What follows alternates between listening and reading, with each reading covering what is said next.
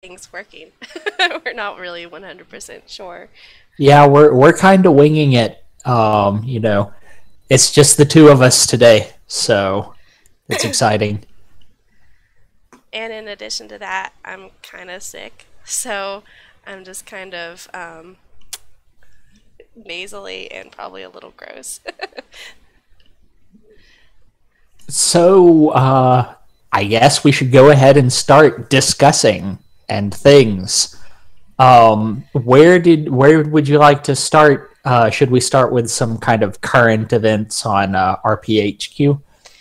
I think that'd probably be a good idea. Let me actually change my mic settings really fast. All right.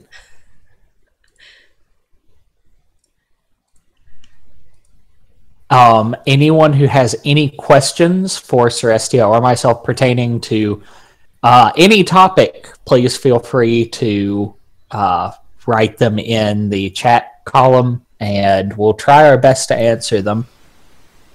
No promises, but I'll definitely try.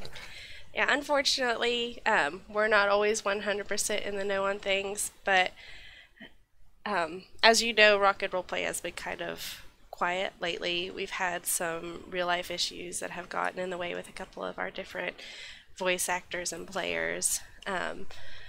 But it's something that we've been kind of working on, and it's been a really great project. But as of right now, obviously it's gotten a little bit on the quiet side. Actually, we should probably just go ahead and say it looks like, at least for the foreseeable future, Rock and Roleplay will be getting discontinued. So that is our first bit of Roleplay headquarters news. Yeah, and like I said, it's real life gets in the way, but that's one thing that everyone has to really remember, that real life does come first. And unfortunately, it's a horrible, horrible situation in which we're adults and we have to deal with real life. It's not exactly something that we could just escape from, no matter how much we want to. But on the But plus side, it means that doors are opening up for other people and they can go on new adventures.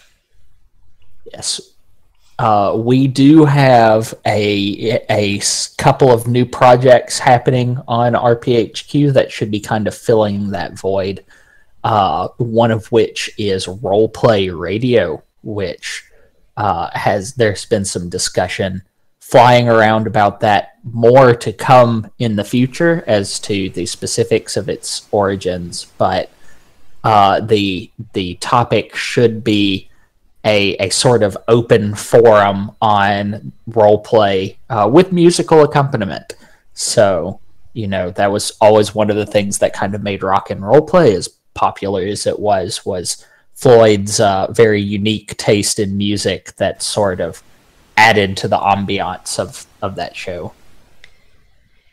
And plus, we have other different ventures that are coming up, and we'll talk about some of those later, but there's lots of different venues for role play where other people can participate, and hopefully later on in the show we'll have other options that we can talk about where you as interacting community members can get involved and play some games as well. So that's something that we'll talk about as well. So for now, what should we talk about next? Let's talk about Gen Con. Let's talk about Gen Con. Okay, that's going to be fun. This is. So, you go ahead. continue. For those of you who don't know what Gen Con is, it is the largest gaming convention in the U.S., maybe even beyond U.S. borders, and it was started by Gary Gygax. And who is the founder of Dungeons and Dragons. Right, so obviously it's awesome. This is going to be my first time going, and also my first big convention ever. So I am equal parts terrified and super excited for this. This will also be my first time going to Gen Con, although it's not my first time going to larger conventions. But I'm definitely excited to try some of the new games that are going to be premiering this year at Gen Con. It's very exciting.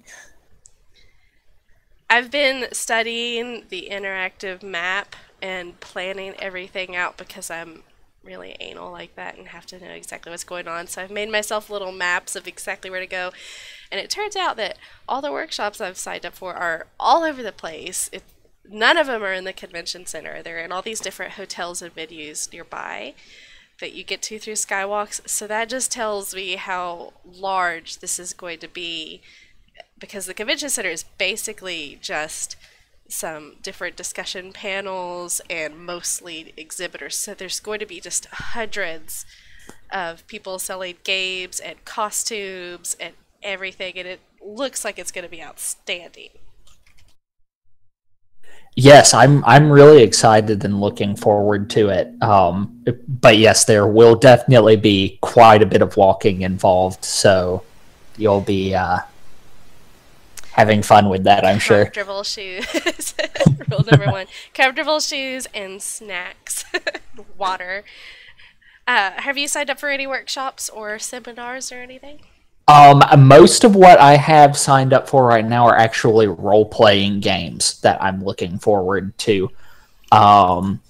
The big thing that's happening at Gen Con that I'm really hoping to try is Paizo is releasing some tests of their newest game system, Starfinder, which is a sci-fi based version of their system Pathfinder, which is very popular right now.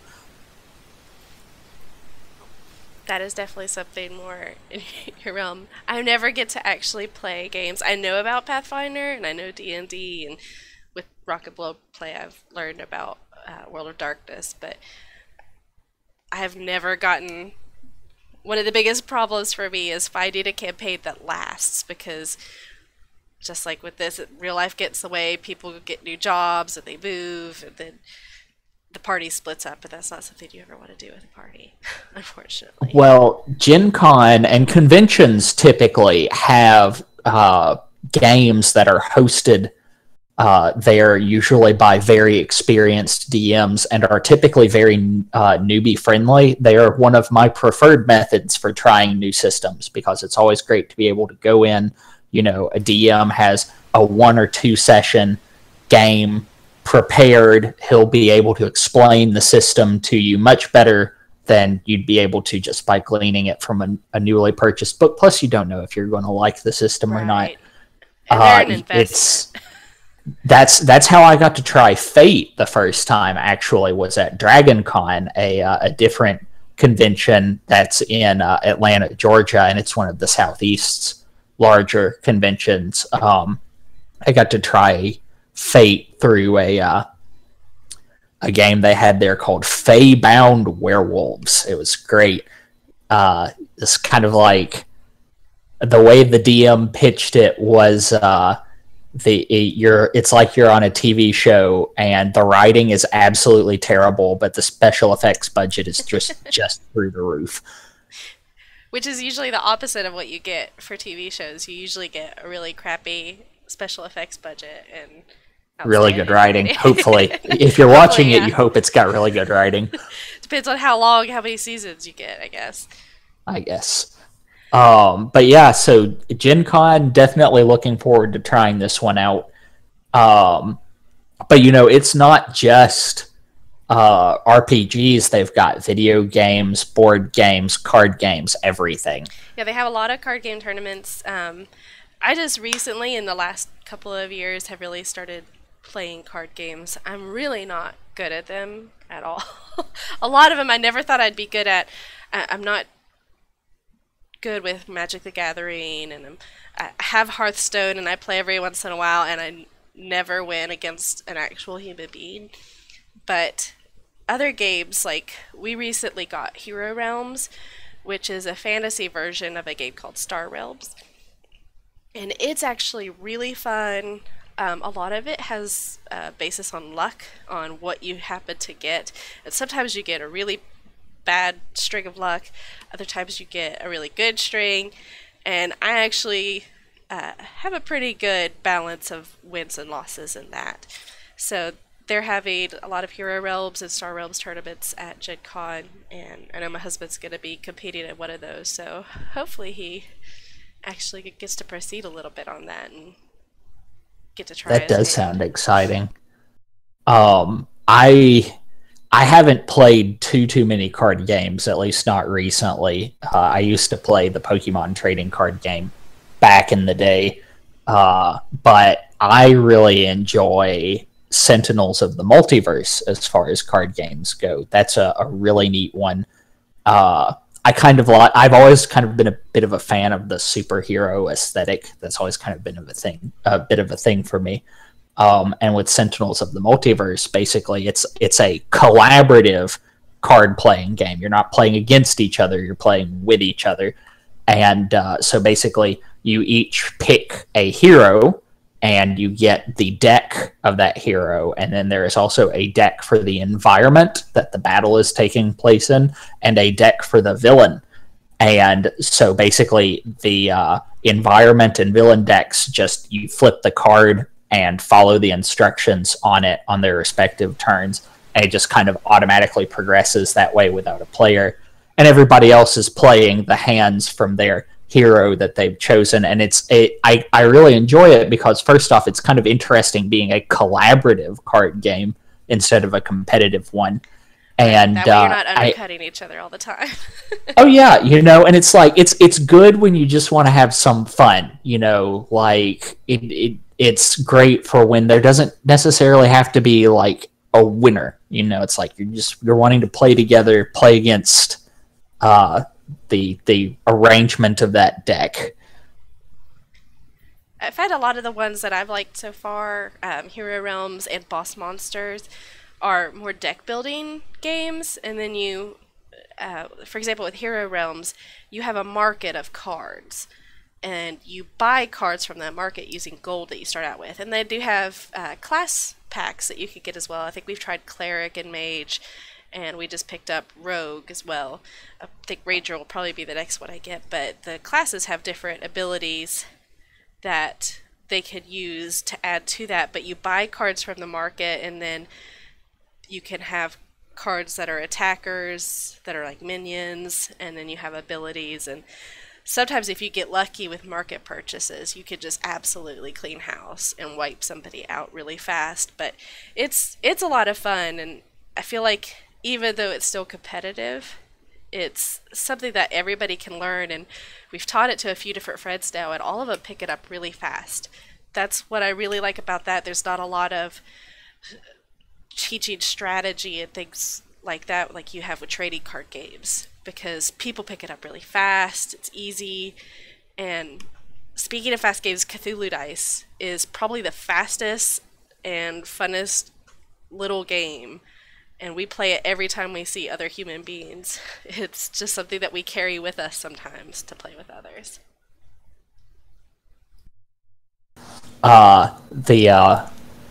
The game my roommate is always carrying around with him when he's been hoping somebody will play it, but none of us have actually had the chance to yet, is called I think it's called The End of the World. And basically it's just this collection of apocalyptic scenarios, and basically you play yourself in this game. Like there's a DM, and then everybody else is just playing themselves in whatever apocalyptic scenario is happening, and you get what you have on you, and you are where you are, and this apocalyptic scenario is happening now, like right now. And we've always wanted to try that, not had a chance to yet, so I'll have to give some feedback on that one when that actually happens. Well, Gen Con's coming up. Yep. Yeah, I don't think Gen I'll Con last is. very long in the apocalypse, so I'll probably go out pretty fast.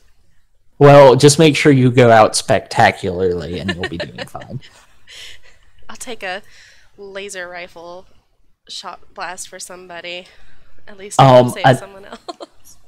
Another really cool thing that conventions, particularly gaming conventions, present a unique opportunity for is getting to play some games that maybe you've heard of, but you've never really had a chance because you don't have enough people to play them. Like at DragonCon, I really enjoy playing Ultimate Werewolf because it's a really fun game and it goes pretty quick when you're not playing it through like a forum or something, and it makes it a lot more interesting when it's in person.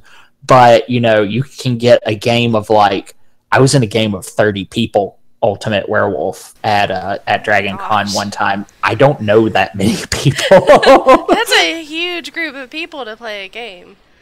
Yeah, it is, but it makes it a lot of fun though, because you know that's just it's a social interaction game. You know, you're trying to root out who the werewolves are that are killing off the villagers.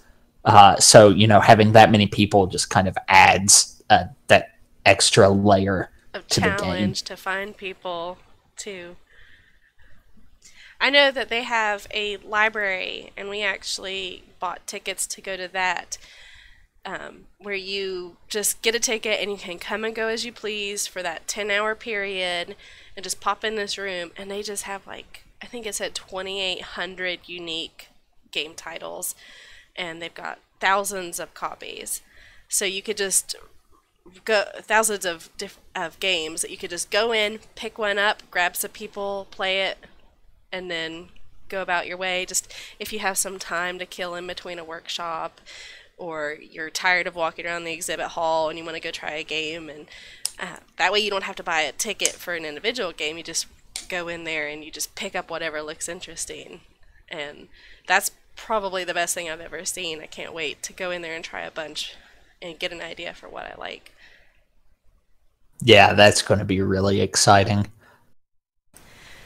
I'm also really looking forward to the workshops I'm taking. The first one I'm taking is an introduction to game mastering and dungeon mastering. And it's going to be kind of vague and general, I think. But since I've never actually DM'd a game before, I think this will be really educational for me and actually get to learn the basics and learn how to DM a game myself. And then the next day I'm taking one on making isometric maps.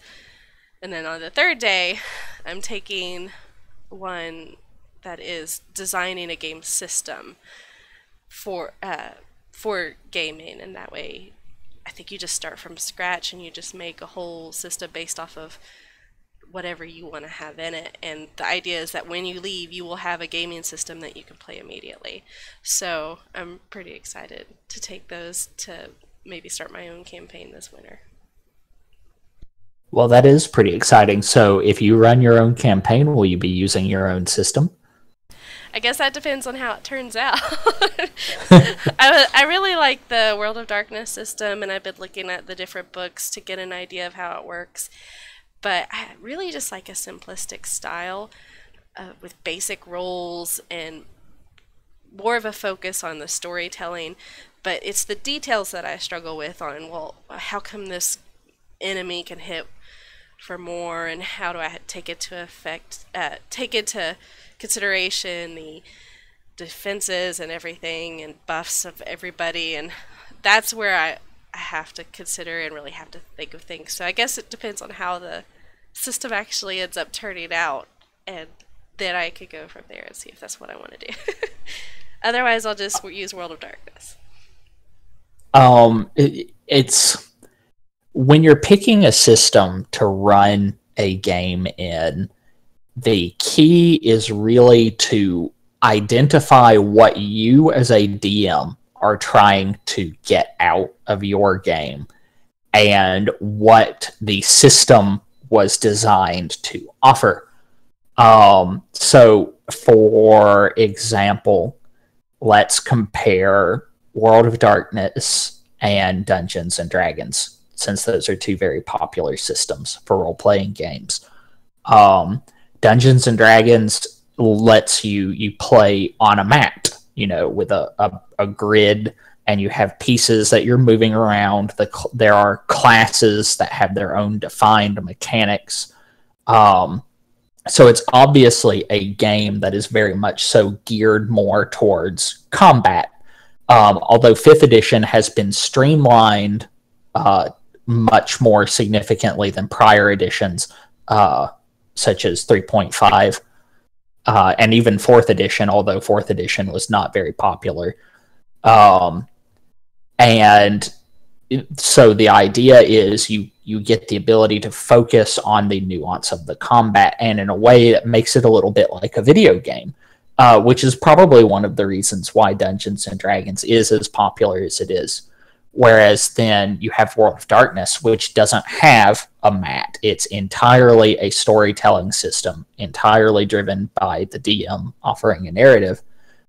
Most of the nuances of the character design focus on the character's personality over their physical attributes. Only 1/3 of the things that you're rolling pertain to their physical attributes, and the rest of it is what they know or how they act around other people. And it's got a very detailed system that rewards players for acting in accordance to particular strengths and weaknesses of personality for that character. So it's clearly a game more set towards social interaction. Another big difference between the two systems. Dungeons and Dragons, you might have somebody fighting, a dragon or a beholder or a rust monster, one of a crazy zoology of intricate and fantastic monsters that have been created for that system or whatever setting you're choosing to play in. Whereas a lot of new World of Darkness players will frequently ask, okay, so I've got my players' characters, they're rolled up now. Where do I find monsters to throw at them? And the answer to that is, in World of Darkness, there really aren't monsters. There's not like a book that's got like a list of various cryptids, like the Mothman or something like that you can throw at your players. The enemies are other things in the setting. So like if you're playing vampires, your enemies that you're going to run into are other vampires, or maybe if you're really unfortunate, you'll end up going toe-to-toe with a werewolf at some point, but they're all things that come from the other books in the system. There's not just this one big book of, convenient big book of monsters for the DM. So again, that just further emphasizes the point that in World of Darkness, the enemies that you run into, they're not just there for you to beat up. They have their own motivations and what have you. And, they might still be quite blatantly evil, but then again, you might be quite blatantly evil too. It's World of Darkness.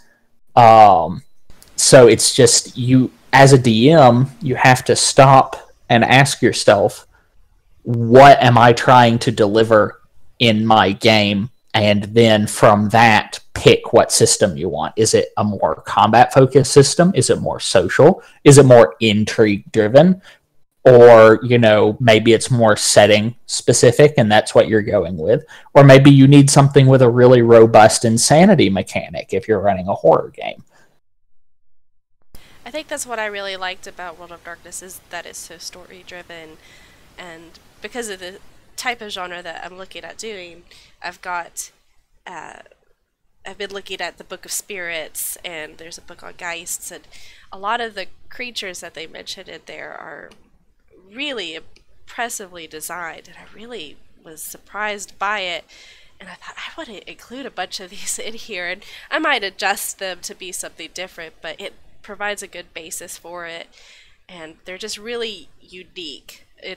After so long of just loving high fantasy and chasing kobolds and going suddenly to modern times, I've really enjoyed seeing the difference. And I think that's why I've liked the Secret World Legends so much since we got involved with that. I never had an interest in playing it when it came out the first time, but now that I've gotten in there and gotten used to the world, and it helps that I really love Lovecraft, I feel like it's an environment that I could roleplay in more, and I feel like I have more of a desire after kind of a stagnant period where I haven't been roleplaying very much to get into something like this. I think, I just want to get on there and RP all the time, and I have all these different options now that I'm not restricted to a fantasy character, because my play type, I do prefer more normal people. I don't typically play like Guns for Hire, and I don't play adventurers. I play people that are really domestic and are just normal people that you would find in a village. So this is really a whole new world to be able to get in the secret world and play with these. And the Illuminati are a bunch of jerks, but I really like I really like the way that it's set up, and it's something I've had a lot of fun with. I really encourage anybody who's actively role playing to consider periodically just switching up what setting you're playing in. A lot of role players have a tendency to get set in high fantasy. I mean, you've got Dungeons and Dragons is high fantasy, World of Warcraft high fantasy. In Europe, the more popular role playing systems over there are like the Warhammer Fantasy role playing system. Again, that's high fantasy. You know, so much Lord of the Rings, high fantasy. So much stuff is geared towards high fantasy that, you know, you kind of get just locked into role play is high fantasy. That's what we play in. And the thing is, over time as you're playing, you kind of develop these habits of how you get into a character, and, you know, trying to think how they think, do things how they would do things. And when you play one setting so much, it kind of locks your habits into place, which is not necessarily a good place to be. Like, for example, in World of Darkness or in the Secret World, you have access to everyday technology. And that, especially in the Secret World, that's a whole new avenue of expanding your roleplay that people just don't have access to in high fantasy. One thing that's very popular to do in the Secret World for roleplay, a lot of characters have in-character Twitter accounts, because Twitter is a thing in the setting. It's modern. So you can do that. I've always been a big fan of having like documentation for a lot of my characters. If I'm doing online role play, I don't do that as much for pen and paper, but, you know, I had a high fantasy character that wrote a lot of books. Well, in a more modern thing, I can have digital archives of things. You know, I can take notes on a computer file. I can I can make a manila envelope and have notes in that. I can take pictures of things that we're running into. I don't have to rely on hand drawings. And so there's a lot more you can do with that. So it's a different experience, and the same can be said for science fiction too. Then you're starting to play with advanced technology, and then you've got whole new story elements to play with. I mean, you could have things like cloning, lasers. You know, there's just whole new elements to play with that, you know, you don't really get to experience and incorporate into your approaches and styles of playing if you don't just take a moment to periodically diversify yourself. And like you said, all those different avenues that open up just gives you such a huge change in environment. I've pretty much only RP'd in fantasy environments, and I know when you mentioned the Secret World to me, I'm like, I don't know if I want to do that. But like you said, if you just stay there, you just stagnate, and it gets old. That's why I got burnt out on ESO, and I just have never really gotten fully back into it. I've been hopping on a little bit here and there, but I just haven't had that motivation to get involved with something else, because it does get old and you have to break it up, otherwise you burn out. And I think Secret World really helped me do that, because there was just a really long period of time there that I wasn't role playing hardly at all. And because I've gotten into this, that's opened up that whole new avenue where I can get in and be any character I want that's modern times. And now it could be a secretary and maybe a little bit dangerously efficient one. So it's something that I've really enjoyed the time that we've been in there, and this has turned out to be a nice little segue to mention the CDC and the kind of opportunities where people at RPHQ, or people who haven't gotten involved at RPHQ, can now come in and see what we have to offer, because we've got a lot of different RP settings that are available right now. Oh yeah, we've got a lot of them. So the CDC is, since the Secret World relaunched and is the Secret World Legends now, we took an opportunity to create a RPHQ Cabal, which is the in-game guilds, in the Secret World Legends. So we wanted to try a concept that would allow the most diversity of characters. We wanted people to be able to play whatever they wanted to play, and we wanted to have a group that could really accept all sorts of different concepts. And so we came up with the Venetian Council Task Force for Disaster Containment, which is shortened to the CDC. And on the screen, you'll see the real-world CDC's logo, which actually does make an appearance in the Secret World.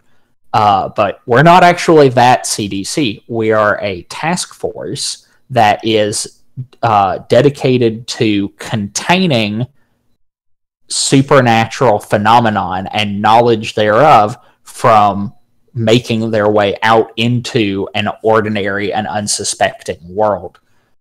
So basically think like the Men in Black, but spookier, I guess. And that's kind of the guild concept we have. It's open to any characters from any of the Venetian Council supporting factions. So you could be Dragon, Illuminati, Templar. You could even be a Phoenician for all we care.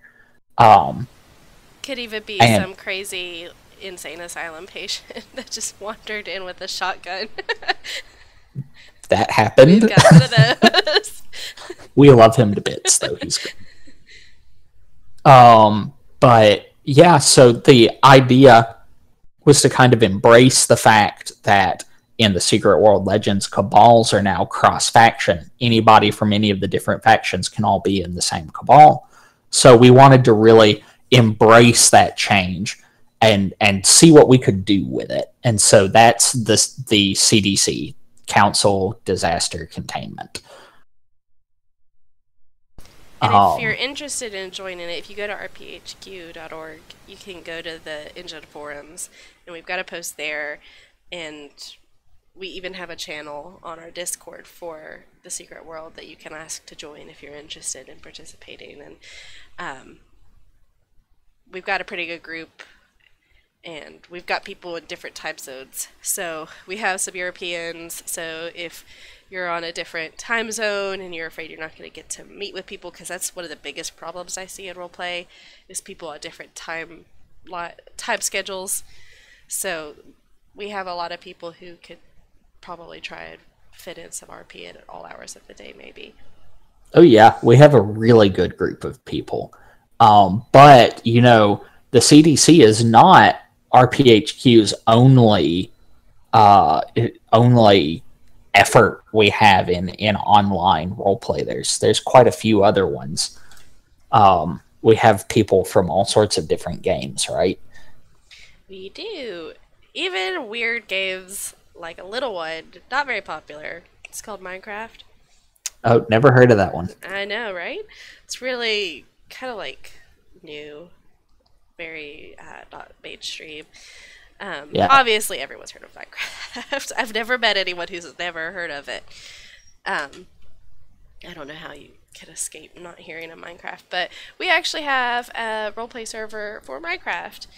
And even though we just talked about how it's good to have something other than high fantasy, we have a high fantasy setting. Look at that. It didn't start that way, but over some server changes that we had, and Insane events with monsters just coming out of everywhere. And a lot of that was very bizarre. that was terrifying. If you weren't a part of that, you missed some hilarious and nightmarish events. But we have a really good stable server now. On the screen, I've got some of the more popular mods that we've included. We tried to keep our mod list low after the first one where it was very high. And it took like 10 minutes to boot up the game for me. And a lot of things were like kind of fighting with each other to like this mod was making this mod break and it was just not working out so great in some ways. But we do play on an older version, 1.7.10. But we role play in both chat and voice. Chat's a little difficult because everyone can hear it everywhere. So if someone else is trying to communicate, it could be kind of a problem. But and there's not a lot of characters per chat. But we've done a little bit of voice RP as well. My character has a farm that she runs, and she did a cheese baking tour and hands-on voice RP. It kind of broke character a couple times when people were getting nosy, but we've got a pretty rowdy crowd, and they're kind of hard to. It's like herding cats. We've also got some pranksters, so if you want to join us on Minecraft, we could definitely get you that information, but we've got some dangerous folks on our server. Hey now. Be nice. Just don't wander into some places without being very aware of your surroundings. But as you can see on our mod list there, we've got Chocolate Quest and Better Dungeons. So there's all these generated dungeons throughout the world, and some of them are really challenging, some of them are smaller and things that you can take on. I personally love the agricultural cooking side of it. Pam's Harvest Craft, Growth Craft, and Cooking for Blockheads. We have all those, and they work wonderfully together. Growth Craft, some of it is a little challenging. I've never tried making the meat or the sake, but Spork, a member of our community, that's his specialty, and his I cooking thought is Spork's specialty was letting dinosaurs run loose. We also have fossils in archaeology, and turns out T-Rexes are a little hard to contain. I see why Jurassic Park He spared no expense. So you might want to avoid his little area until we find all those, because they just keep breeding. We might just have to get together a hunting party, because I'm pretty sure there's 4 eggs there. We'll figure that out later.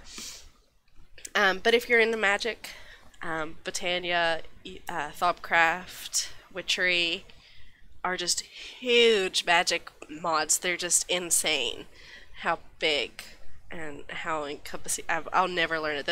That's Mal's department. But if you're interested in Minecraft, we do have that, and we do RP there. We don't always stay in character, but if RP starts, and everyone's pretty respectful of that.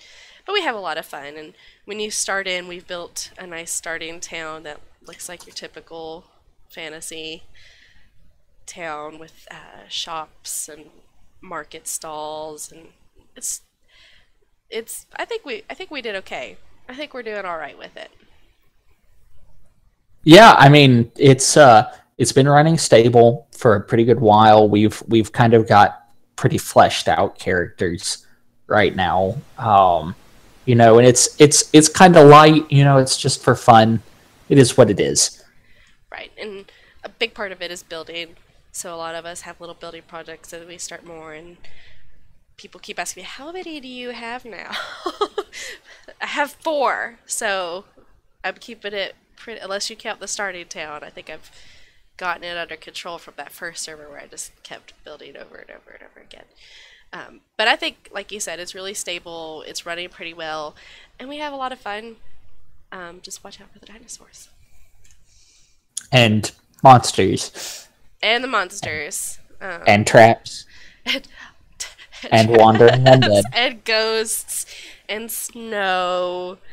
Oh, poor Brandy. Snow. Poor Brandy. I don't know if he's still in the chat. It was so precious to see him finally figure it out. But we do have some pranksters. One of them is in this voice chat, but I won't say which one. But it's a lot of fun, and we do pick at each other, but it's all affectionate. But here's some other options that we have. Yeah, so one of the beautiful things about RPHQ is it's kind of just a melting pot of role players. It doesn't have to be a specific game. We're not here just for one game. We're here because of the role play. That's the thing we have in common. It's a very esoteric hobby. There's really not that many of us. So RPHQ is kind of an opportunity to just, get to hang out, talk the trade, as it were. You probably all have seen people. Margot is streaming. She streams Rift, and so that's probably given a big preview of what that's like. Oh yeah, I know a lot of our admins are big in the Old Republic. So we've got a lot of people, especially Sith side over there, from what I've seen. So are you saying that most of us are kind of evil? I mean, I'm not pointing any fingers. I don't know. I just thought that for the most part, the Sith story, or not necessarily the Sith, like as in specifically the Sith, but the dark side, the Imperial storylines in the Old Republic just felt a lot better to me. I thought they were better written. I played one Star Wars game. I think it was Star Wars Galaxy, and I played it for a very short period of time, and it just wasn't my thing. I guess sci-fi is just not my thing. I mean, it's one of those things. I'm really careful in different genres because one of my big pet peeves in roleplay is technobabble. I cannot stand technobabble at all. So when I'm playing in like a more modern or sci-fi sort of game, I try to avoid more technical characters because I don't want to deal with technobabble. That's just not something I want to have to contend with. So I like a lot of the Star Wars games, but I'm typically more inclined to either play some sort of scoundrel-like character, or maybe, in the case of Star Wars, maybe a Jedi or a Sith or something like that. I wouldn't be inclined to play, like, say, an engineer or something like that. That just wouldn't be my cup of tea. I really love, I really love sort of getting to try different creative aspects in different things, and that's really great when you have a really rich and robust setting to work with. That's very detailed, and that's really one of the things that Elder Scrolls brings to play. Yeah, and one of the things I love about all of these games, but I really love it when there's a whole bunch of different routes that you could take with your characters and focus on something. There's so many people that try to know everything, and that's great if you want to be a scholar, but I tend to make characters who focus on one subject, who are very focused on what they do. So like my priestess character was very focused on the divines and the eight, and she was just completely focused, especially on like Debella, because that's who she was a priestess of at the time. So you focus on that, and that way your character is better. But all of pretty much every MMO I've seen really does such a good job with establishing some good lore. And of course, people end up interpreting it different ways. But I really loved how your character wrote books of the Elder Scrolls and actually taught and worked with people individually, and it made that character so much more realistic and rich. And I feel like more people need to do that. I mean, it's really hard to put a finger on something and say, this is the way you play a character, because, obviously different things work for different people. But I find that in online roleplay, because there's so many people role-playing, every once in a while you kind of get lost in the crowd a little bit. So what I try to do to get around that a little bit is I'll find somebody in said crowd and I'm like, hey, that person looks interesting. Why don't I just pull them over here for a little bit and kind of interact with them more one-on-one? And to me, that always felt a little bit more, like it had more meaningful results. And I met a lot of great people that way. That's how I met you. Just so happened to be a pretty good serial killer. Yeah, you were a fantastic serial killer. That was probably some of the most fun that I had, because I was still relatively kind of early on in my roleplay, because I had never roleplayed in an MMO before until I got to Elder Scrolls. And when it first launched and I saw people roleplaying, I was just fascinated by them. I thought, these people just, they're pretending to be their character. It was mind-blowing to me, because I had only ever roleplayed in chat rooms. And I never really thought to do it in games. And I played WoW for 10 years. So it was amazing to see it, but I just would sit and lurk. I was one of those lurkers who would never actually do anything and hang around, and then someone dragged me in, and I thought, oh my gosh, what do I do? So I always loved it when I first got in there, and then actually developing my character over time, because I just kind of was winging it and moving along as I did. But eventually I got in with a group and actually started making progress, and events like yours, that was what really made me think, I just really want to do this all the time, and I just want to be involved with all of these people. So that's really how it blossomed. And then anytime I was not RPing, I just got the itch. I was like, I have to go roleplay now. So, because it's like a disease. Escapism is really, that's kind of the core in a lot of entertainment, is really, when you get down to it, it lets you get out of your current situation for a little bit. And I really feel like that's the big appeal in role-playing. It's an opportunity to be something else for a while. Even if you're not somebody outstanding, you don't have to be the superhero. You don't have to be the hero. No, but you're someone else, and it's just so refreshing and relaxing, and it just is really a great thing to do at the end of the day when you just have a rough day at work. I kind of appreciate it from a challenge perspective. That's one of the reasons why I usually prefer playing non-human characters, is because I really enjoy trying to force my mind into thinking like something that's not human. So, for example, in the Elder Scrolls, I played an Argonian. My current Dungeons and Dragons character is a gnome, and you might be thinking to yourself, well, a gnome's just a really short person, right?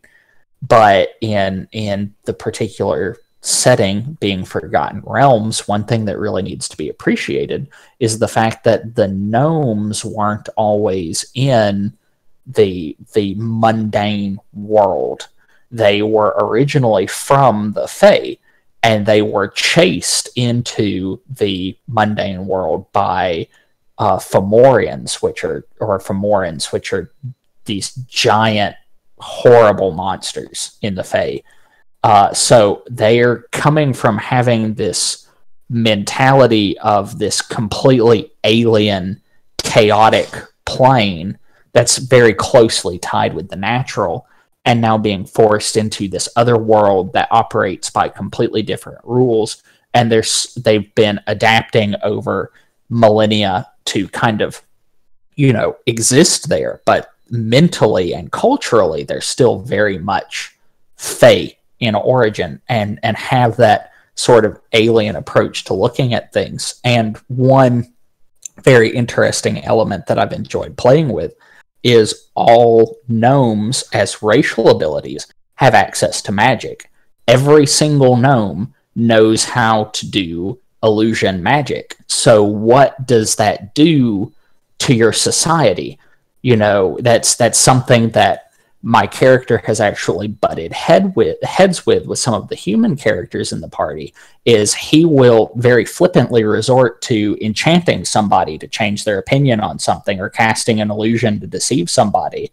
And they see that as being deceitful. But to him, that's just how you solve problems. That's how everyone does it. If you can't, they also have racial resistances to those magics too. So in his perspective, if you can't resist that stuff, that's just because you happen to be particularly vulnerable to it. You should have been strong enough to resist it. That's just something everyone can do, And so he doesn't really think about it from the perspective of, well, no, actually, in the grand scheme of things, not everyone can do that, and that is pretty manipulative. Yeah, I can see that being your opinion's wrong, mine's right, and I'm gonna make you think it. Yep.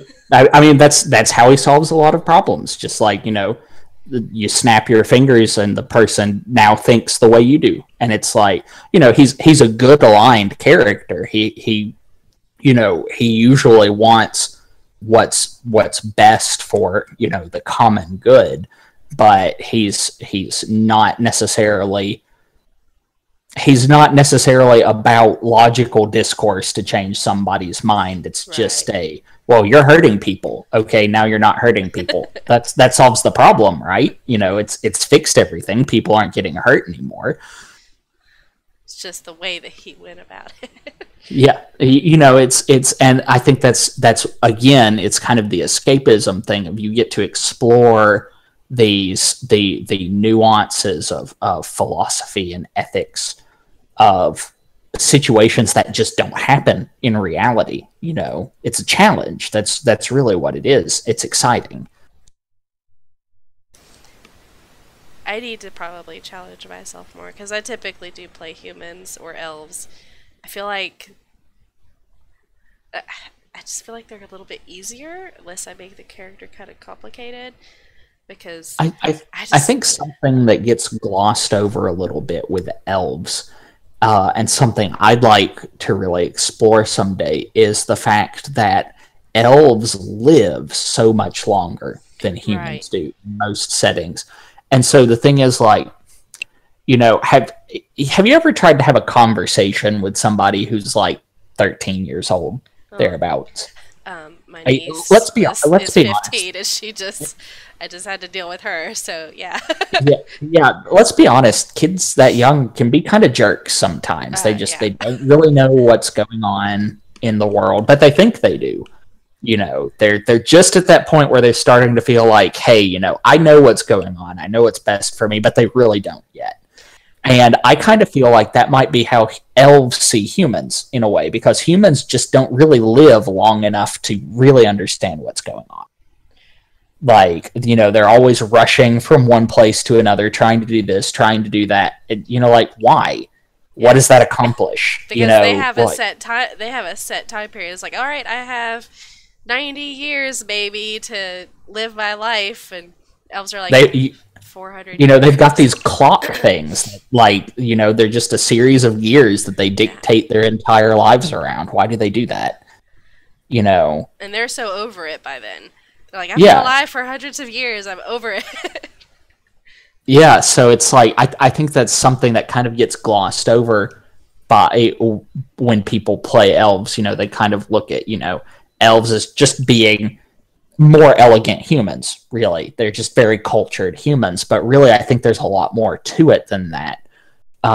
You have to try to force yourself into the mentality of something that has been alive for a really long time and is going to continue to be alive for a really long time, and maybe things that seem like a big deal to a human right now, they don't really seem like that big of a deal to an elf, because it's just going to be something that comes and goes. Like, what's a thing that's going to cause, like, oh no, this thing's going to, like, cause a drought that might affect crops for 50 years. Like, well, that's a whole lifetime for a human. But for an elf, it's like, oh no, 50 years. Okay. That's 50 years. Yeah, it's nothing compared to how long that they live. Another You're thing wiser, and a lot of people I see will play these elves that are really, they act so immature and so young, and like they just don't know anything. They're very ignorant, and I'm like, no, they've been alive all that time. They probably have a pretty good head on their shoulders. So one interesting thing in that regard is, have you ever noticed that as you've gotten older, it just seems like time goes by faster? So right? much faster. So there's actually a reason for that, and that is because as you get older, you experience more, and so you have a longer frame of reference for time. So when you're 10 years old, a year is 1/10 of your entire life. In reality, probably 1/5 of what you can actually remember. By the time you're 30, well, now that's only 1/30th of your life. So it's your frame of reference that's gotten a whole lot shorter. And so that's kind of the same thing with elves versus humans. Again, with the life expectancy and the wisdom and patience thing, is just an extended period of time does not seem like as much to them because they've got such a longer frame of reference for time. A human probably can't even comprehend a century, whereas an elf measures their life in centuries. And meanwhile, I just like sit and see kids grow up. Like, I took care of them when they were toddlers, and now they're teenagers.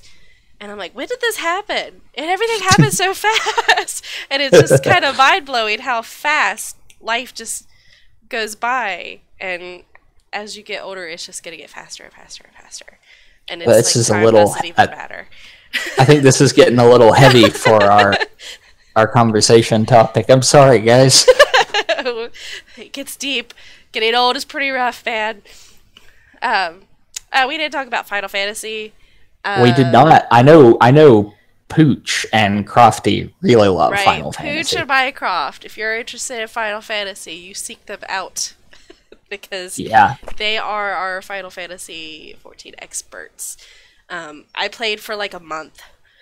And the gameplay is neat. I feel like I rushed it. I feel like I rushed it a lot. But my husband plays it more. And he's really liked this new expansion that came out. But I just like the Lalafels. They're so adorable. They're like little toddlers. And I enjoyed playing when I did. But once I got my Chocobo, I was like, okay, I'm done. I just feel like I didn't give it the time that I really needed with the free trial. But if you're a Final Fantasy person, I hear Stormblood's fantastic.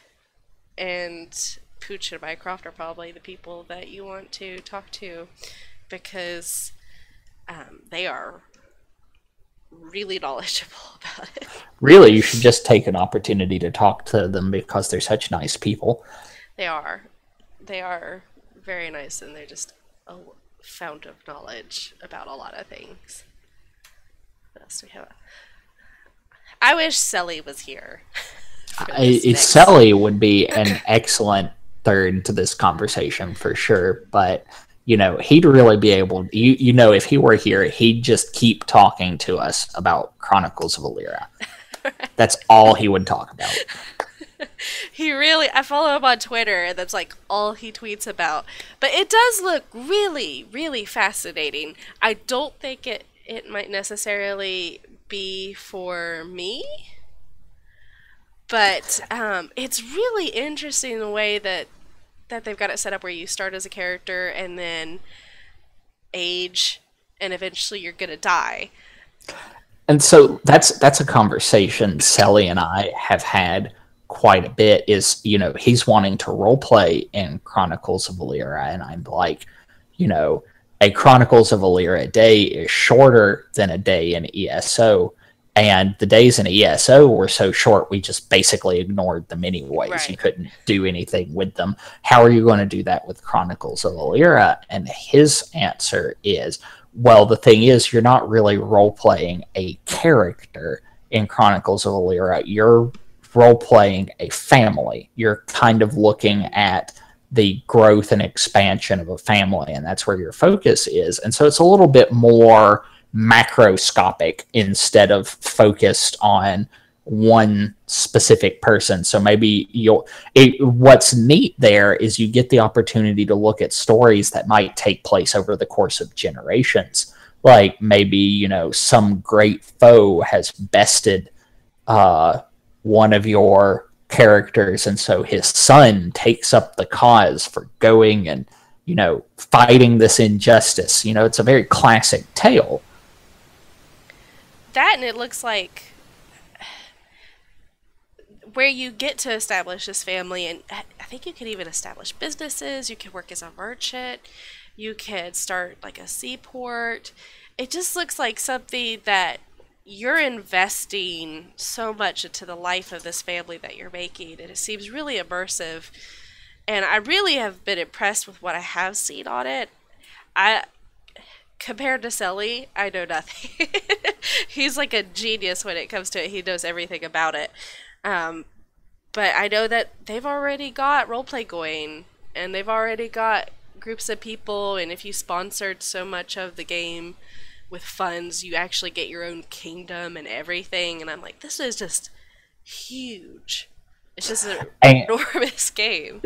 They've got some people that are really dedicated to it, donating tons of money to getting the game out there. And it's definitely a very passionate group from what I've seen. They're really, really banking on this game.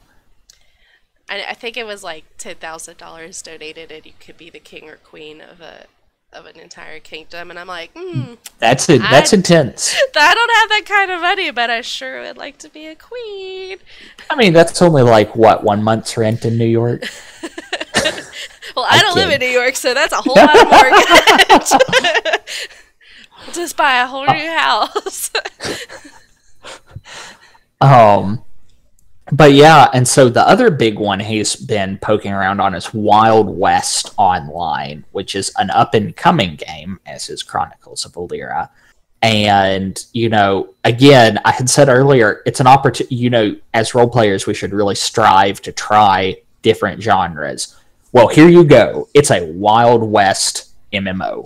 I have never had an interest in, like, Westerns or anything, because I grew up, my dad is in his 70s, and he's retired military, and he could quote every John Wayne movie ever. It's all I grew up on was horror movies and Westerns, and I hated the Westerns. So it's like, I got so sick of it, and I'm like, I'm not interested in Westerns at all. And when people told me that Firefly was like cowboys in space, I'm like, psh, that is stupid. And then I watched Firefly, and I'm like, psh, I am stupid for putting off watching this. But then, and when he posted that, my first thought was, Westerns again? I don't have any interest. But then I was looking into it, I was like, you know, actually, this looks like a lot of fun. And I might actually want to do that. And I don't know if you can. I think he said it's a possibility that I might be able to open up a saloon to be like a Miss Kitty type. But I looked into it a little bit and found some Q&A about their role players. They said, we will have a set of community-run and managed RP servers. So I guess whatever the community determines, this is the RP server, that's it. And yes, the game will feature emote animations, text chat, and voice chat to support RP. There are going to be some cosmetic contents in a cash shop. But the biggest thing that was a big seller for me was women are going to have practical clothes. Women can wear pants, and there's What? There's not Say it's not holes. so. There's not holes in them. It's gonna be amazing. So it's instead of and and I get it. I don't. When I played WoW and they brought in transmog, I put my paladin in the most ridiculous outfit ever. But I also wasn't an RPer at the time, so she could wear plate leggings and bikini tops because I wasn't a role player. As a role player, I would never ever wear that. That's stupid. But a lot of times that was the only option. But to see that this is going to be a game where I could actually, as a woman, I'm not forced to wear skirts and I'm actually going to be wearing pants and cowboy boots and a hat, reasonable clothes, is pretty exciting for me. I don't know. I kind of want to see somebody go to town on a whole group of people in a corset. Like, I'd pay to see that. I would totally love to be like a saloon owner. Prostitutes like ran the Wild West. They supported the hospitals and the schools, and if you had a town, they were the people that established that town. And I'd love to play that. That would be a really interesting role to play. I don't know how much of an option that'll be. That might be a cash stop thing that you have to deal with. Only one way to find out. Yeah, I guess we gotta play it. But I think it's gonna be really neat. I've never had an interest in it, but I think it'll be really cool. So, and one of the people in the comments, Dennis, mentioned Red Dead Redemption, and I think that's really something worth noting here is for a very long time in game development, it was basically considered you didn't make Western games because if you made a game set in the Wild West, it was doomed to fail. And Red Dead Redemption is a great example of that because a lot of people don't realize Red Dead Redemption is actually a sequel. And the original Red Dead did not do well at all. Not even a little bit. And then all of a sudden Red Dead Redemption shows up and it's amazing and everyone's playing it. So as game players, we really haven't had a good opportunity to experience the Wild West as a setting. That's just not something we've gotten to try. So this is really oh my gosh, I'm going to hate myself for saying this. This is a new frontier. Like it's something to try. You know, this is really a new opportunity, and so I find it very exciting. I think a lot of game designers are kind of, for a long period, I felt like everyone was just repeating the same things. They were just, especially like, well, Minecraft did really well. Let's make one like that. And so we had Minecraft, and we had Trove, and we had Terraria, and we had all these different sandbox building games, and they're all really fun in their own ways, but I feel like it has taken us forever to break out of certain molds that people have made. You want to point fingers at sandbox games. Let's talk about MMOs and copying WoW for a little bit, shall we? I mean, they had 1 billion subscribers. They were obviously doing some stuff right, and as someone who played as long as I did, which I never liked Warcraft. I didn't like and Orcs versus Humans. I was not a real-time strategy person. I'm still not a real-time strategy person. That's why I've never touched StarCraft, but in Heroes of the Storm, my favorite characters to play are the StarCraft characters. Because I've just never been good at real-time strategies. So then when World of Warcraft came out, and I saw the very first trailer for it, I thought, is the game gonna look like that? And of course it didn't. And then my crappy laptop, I didn't even know there were blades of grass for like 3 years of playing it. So they obviously have a really good system enough that people do, like you say, they just keep copying it. But at the same time, people do need to break out of that. And it's good to borrow some elements, because I do constantly find myself comparing, well, I hate the trade and auction system in ESO. Why didn't they just do it like they did in WoW? because it's not WoW.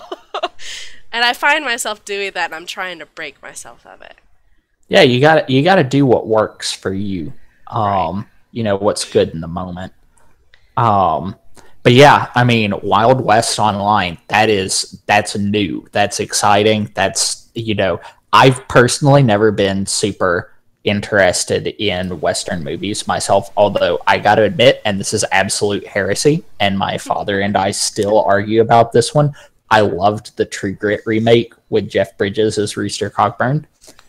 Um, and my dad swears it's like, you know, no, it's the original one. John Wayne is the only Rooster Cogburn. And my counter to that is, but the thing is, Jeff Bridges was actually acting in that movie, whereas John Wayne was just being John Wayne. Yeah, I John feel Wayne's like never played a character in his life. I think that was my biggest problem with John Wayne because my dad just loves. He thinks he's the best thing ever. I was like, you don't like his characters. You just like him because he is all of those characters. He's they don't get They're they the don't same cast person. him. Yeah, they don't cast him to play a character. They just cast John Wayne. I mean, why even give him a name other than John? Just this is John. It's like, let's be honest, it's like getting Robert Downey Jr. to be in a movie. I love Robert Downey Jr. to bits, but he basically plays the same character and Yeah, everything. and he does whatever he wants, and it generally turns out pretty perfect. All right, here's who we want you to be, and he'll be like, no, this is who I'm gonna be. I think I need just about 300% more sass, and then we'll be okay. And it apparently works pretty well. So yeah, it's, you know, I'm willing to give it a shot, you know. The character creator does like bare bones. The character give it a creator shot. looks. You're awful. Maybe you should run the saloon. The character creator does look really bare bones.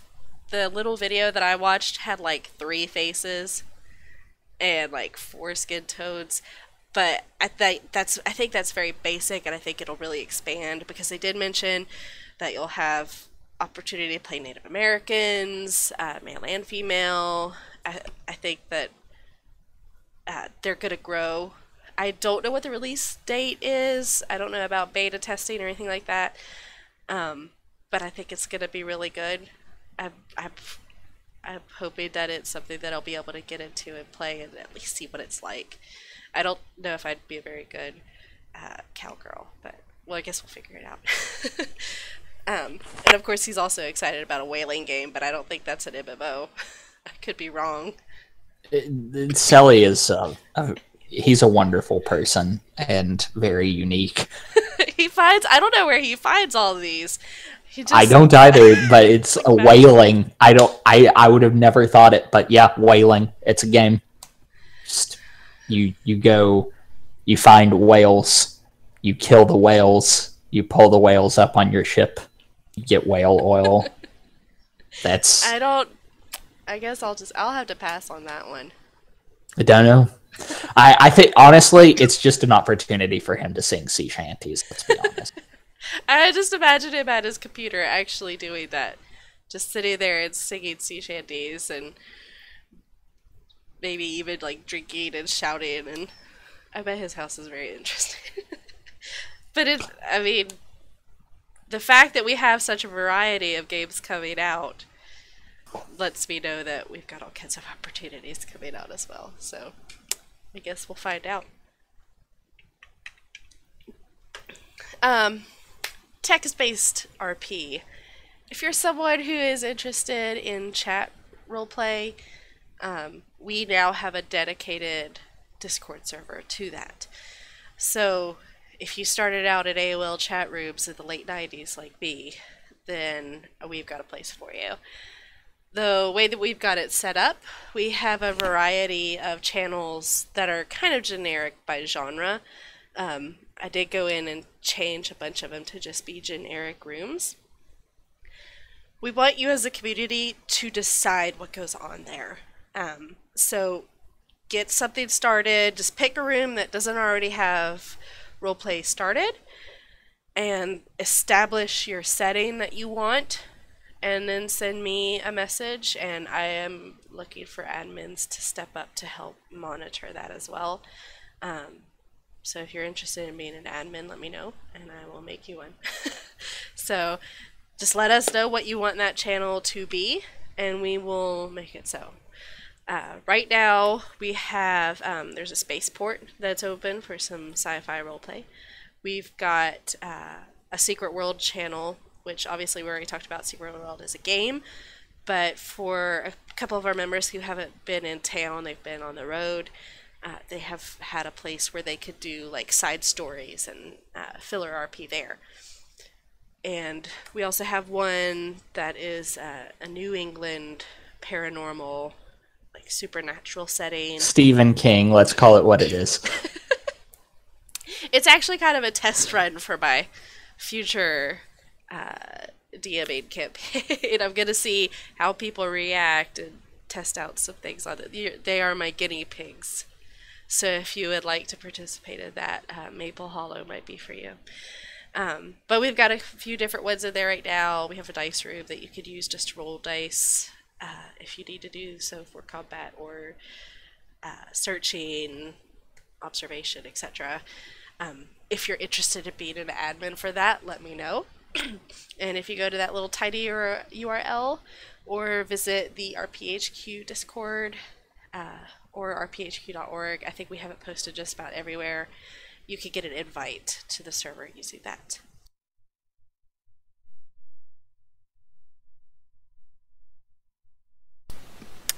You know what we need to do though, right? We need to get one of those rooms set up so Floyd can go back to role-playing a wolf like he used to do back on the Neopets forums. Was that a thing? Oh yeah, it was. Really? That's how he got started. Oh yeah? I was just in AOL chat rooms. I was an ice mage. My first real start in role-playing wasn't until City of Heroes. And then I kind of went from that to pen and paper games, so I've never really been much of one for the forums and chat room roleplay personally, which I think is probably evidenced by everyone's frustration that I never respond in text roleplays when I get invited. You are a little slow, which has always surprised me considering sometimes you have a lot of downtime at work, and that's when I'm the best at checking it. When I have downtime at work and can get on there and formulate a response. Yep, that's just what it is, I guess. It's just never been my cup of tea. But you know, trying new things. So it's been kind of hot right now in the world of pen and paper games to talk about you know, new things that we can do with Dungeons and Dragons. You know, right now a lot of people are talking about like alternative initiatives and things like that. A friend of mine is starting up something called West Marches, which is it's a different format of pen and paper game, using Dungeons and Dragons as a system, but with its own setting. In this case, he's come up with his own instead of using the West Marches setting. But the idea is basically a large group community pen and paper game. Instead of having just a small group of players, you could have like, he's estimating somewhere between 20 and 50 people for this game, and you'll have a couple of DMs instead of one designated DM. And so the idea in West Marches is there's a forum. We're using Obsidian Portal, and the DMs will put out plot hooks on the forums, and the players will see these plot hooks, and they'll be like, my character would be interested in that. You know, like maybe it's like the tavern keeper is talking about an enchanted sword that was lost in a cave in some legend way off in the east. And, the player will read that and they'll be like, my character, he might think there's something to that. That might be more than just a legend. I'm going to go and get together a group of people and we're going to go looking for it. And again, there's multiple DMs putting out multiple threads. And so, like, all these people, they'll form little groups to go after these little hooks. And they'll go look into it. Might be nothing, might be something, might be more that they bit off more than they could chew. And it's kind of just it's all a shared setting, and it's going to gradually evolve as people do things, but ultimately it's just a large collaborative Dungeons and Dragons game with a lot of people in it. And I'm really looking forward to trying it. I've been working on a character for it that is a illusionist wizard. I've never tried a prepared illusionist caster before, so I'm really looking forward to that. I can see a big plus side with that too, though, is, like we already talked about, one of the biggest problems I've ever had with a campaign is that I've never... Scheduling. Yeah, it's awful. The last campaign I tried to have in person, our DM had moved.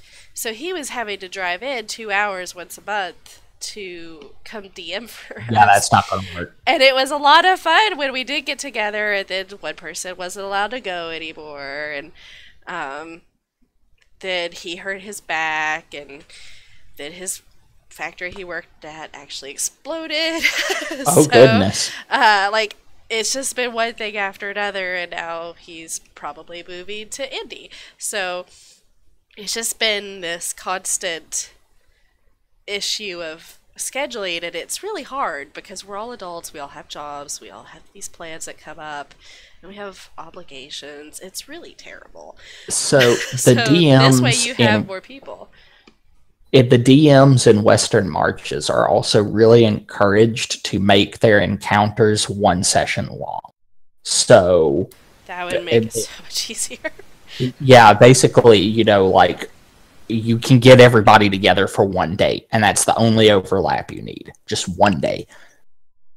And then they complete their objective and go back to town, then they or whatever. Go back to town, loot gets divvied, people level up, that sort of jazz. Party might break up, some people might stay together, and then you just have to worry about staying together having another group together for the next objective. That's actually a really smart system, because you have a pool of people that you can constantly pull from. And a pool of DMs. Things. Right. That's really smart. I like this. I will be trying to record my experiences as best as I can and let people know how it goes, but I'm really looking forward to it. And I think there's some potential here. We might be able to, if it goes well, this might be something we can adapt in a way. No promises, but I'm definitely considering what we can do here. I think the idea of keeping things to like a one session thing, it's really nice to have a party that you're constantly adventuring with. But because of the scheduling, you end up having issues with, oh, well, you missed this session and everybody got enslaved. What do you want to do? Well, what do you want me to do? Do you want me to single-handedly save them? Do you want me to do this? And I mean, actually, I don't think that's unreasonable, to be honest. That could be pretty exciting. It could be, but it's... that sort of thing is really dictated. That's really more where the DM's skill comes into it. Because, being a DM is really... It's something that takes some practice, yeah, anyone can do it, but that doesn't necessarily mean that there's not room to improve. So, a lot of it comes down to, well, how do you manage characters that are coming in and out? So I'm running a game, and I feel like I can talk about this because I'm fairly confident none of my players actually listen to this podcast, so we're good. But I'm running a 5th edition game currently in a custom setting that I made, and I had a character that had to miss a session, and so we were playing, and we had an opportunity to get 4 out of the 3 out of the 4 people together, or 4 out of the 5 actually. Wow.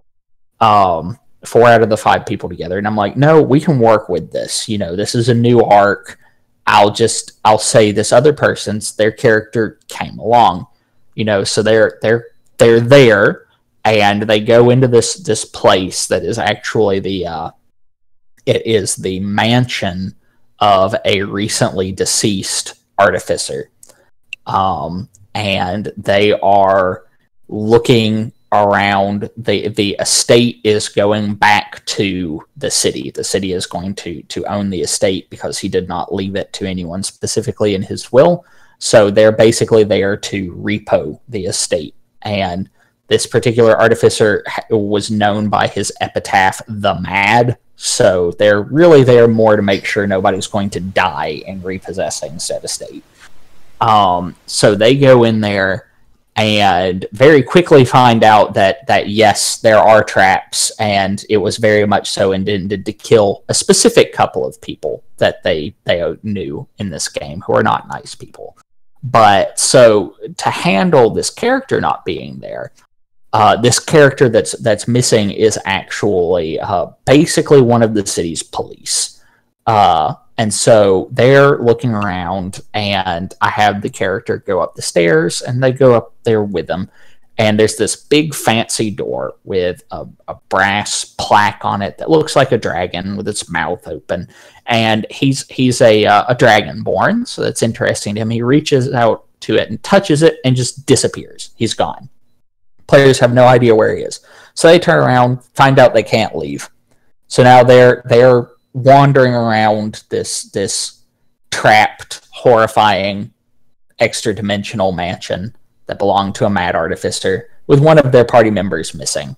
And so what they don't know, the character is going to be reintroduced later when the player can come back. So he's been transported by an inevitable, which is this monster. It's not really a monster. It's a construct from the plane of law, the imagine just an entire reality centered around the concept of order. So an inevitable is basically just something that goes around writing things that aren't adhering to the law. So this inevitable is here because he got called here by this artificer, and the inevitable is trying to figure out, what's going on. And so he transported this missing player's character there so that this cop could give him maybe clarify some of the finer points of this very complicated legal system in this city that is a very intriguing place with extra emphasis on the intrigue. So, he'll be having this conversation, and it's something I can do off character, and the other players can do all their stuff until he shows back up, and then the inevitable just sends them right back. And that's, it's all about trying to find an elegant way to handle the cards you're given. And I really think that's kind of role play in general. A lot of the best role play is done by working around what you have at your disposal instead of just having a completely open board where you can do everything. Right, because you have to accommodate for other people, and you always have to... They might throw a curveball that you never see coming because you didn't expect them to do what they did, or you didn't expect somebody else to come in and interrupt things, and you always have to accommodate. Because I think that very storytelling as a group, so you never know what part of the story they're going to introduce. I think that very thing is what makes role-playing like either in an MMO, in a group through pen and paper or what have you, through forums. I think that particular thing you just described is what really sets that apart from just playing a video game, is you can do anything.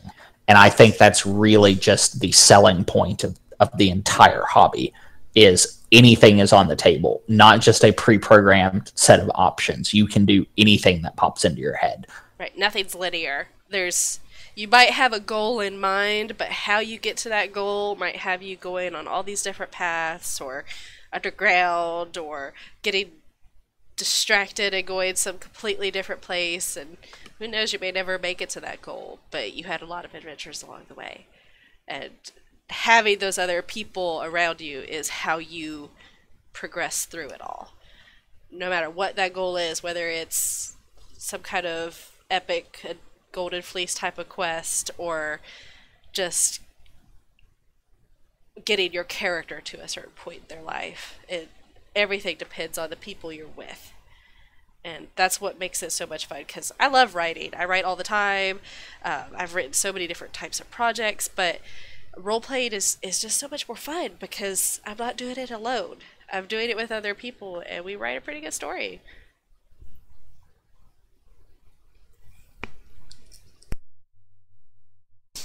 I don't know if you wanted to talk about Pokemon tabletop, or I could talk about that for a little bit. I've been working for a while on this has really been a labor of love for me. I've been working on a game, a pen and paper game using the PTU system, which I was introduced to by Anoka. If she happens to be listening to this, thank you very much. You're a wonderful and amazing person.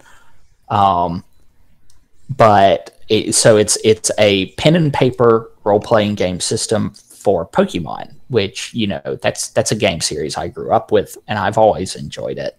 And it's a surprisingly complicated thing, really, when you think about it. It's a very different world, and it's a surprisingly robust system. And so I've been working for a while on a game that I'm looking forward to running. That is kind of set. It's set 15 years before the events of Red and Blue in a continent of my own making. So I'm kind of dialing back the technology a little bit. So I've jokingly said it's 80s themed. Jokingly, not jokingly, it really is 80s themed. I might have been watching Stranger Things when I was inspired to make this game. So I've really been looking forward to running this. I'm just waiting for the stars to align and the players I'm wanting to be able to all be in a room with each other at the same time. But it's a fan-made system. All of the materials online, it's all free, and it is surprisingly robust. I have really enjoyed reading through it. It's a very workable system, and a great option for people who are either new to DMing or fans of the franchise. So I'll be running it through Roll20, and I look forward to letting you guys know how it goes. Floyd's going to be in that game, ideally, so most likely it'll end up getting streamed. We'll see how it goes. I mean, you told me a lot about like the progression of it and some of the different paths that the players will be able to take. I'm not even a Pokemon fan, and it sounded like a really good story, and I'm interested to see how it goes. And I'm not even someone who plays Pokemon, so I think it sounds pretty awesome just based off of what you've told me. It's really been a labor of love story. I've been working on this particular, and it's a tricky thing because I put a lot of work into this story, but I will be the first person to tell you, as a DM, you never want to make too much of the story. You want to write out the framework of the story and leave it at that. So it's been a real challenge not trying to fill in the spots where really players should be filling it in, because this is not going to be a railroad experience at all. But I've got a huge list of characters, and normally when I'm running games, they're very character driven. I love NPCs. I especially love antagonists. I love giving them motives, and after you get the character and their background and their motives defined, the game basically runs itself at that point. At that point, you're just rolling dice. So, I've got a nice list of complicated characters with very interesting and in many cases very tragic pasts, because that's something I'm very prone to doing. I'm really looking forward to running it. I feel like I'm going to be dealing with some of the darker themes of Pokemon that don't always, like, they're hinted at in the games, but not necessarily directly, outrightly spoken. That's going to be definitely something I'm more playing with, because we've grown up with the franchise, so it's my game. I can do with it what I want, and this is what I'm doing. That, and since you said it's so open and robust and fan-made, you probably have a little bit more leniency on some things, and you have all these different options to use your own storytelling for it. Oh yeah, it's amazing. They have, not only do they have like a core book that's got like stats for all of the different Pokemon, several completely fleshed out, well-made classes, a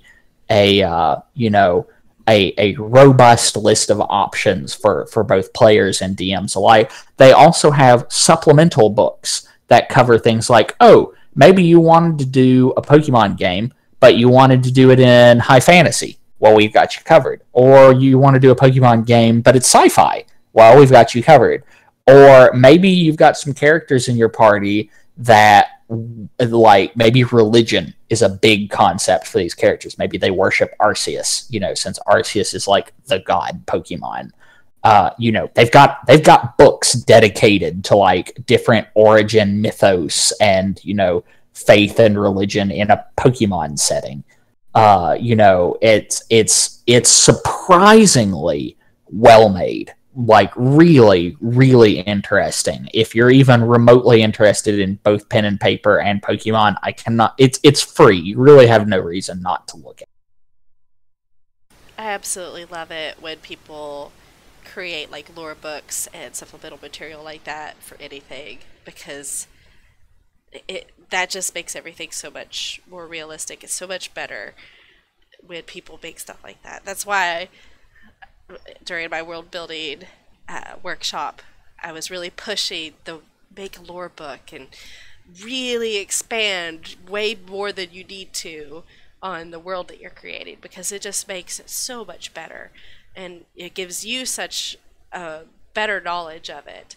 And I love it when people do that. So I'm really excited, even, like I said, even though I'm not a Pokemon person, to see people that are that devoted and making that many different books and supplemental things for it.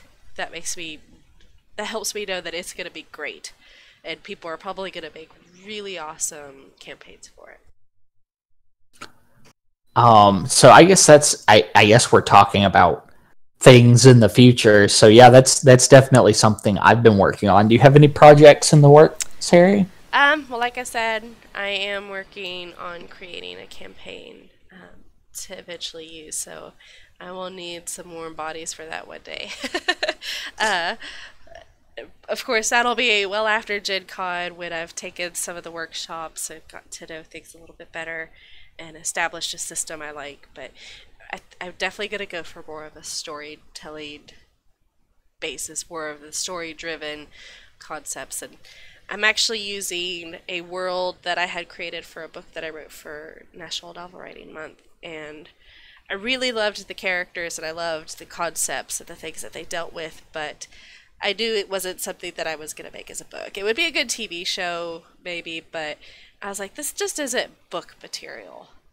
But I created it anyway, and I thought, well, maybe I could use it for something else later, and I just kind of put it on the back burner. And after role-playing a bit and using the World of Darkness system and doing rock and roll play, I was like, that would actually be a pretty good setting for other people to get involved in. So that's the kind of setting that I'm going to be using. And like I said, the in-character Discord channel is kind of a test on it to see how people react. And it is a paranormal setting, but it's in the South, in Georgia. So I really like the characters that are in it.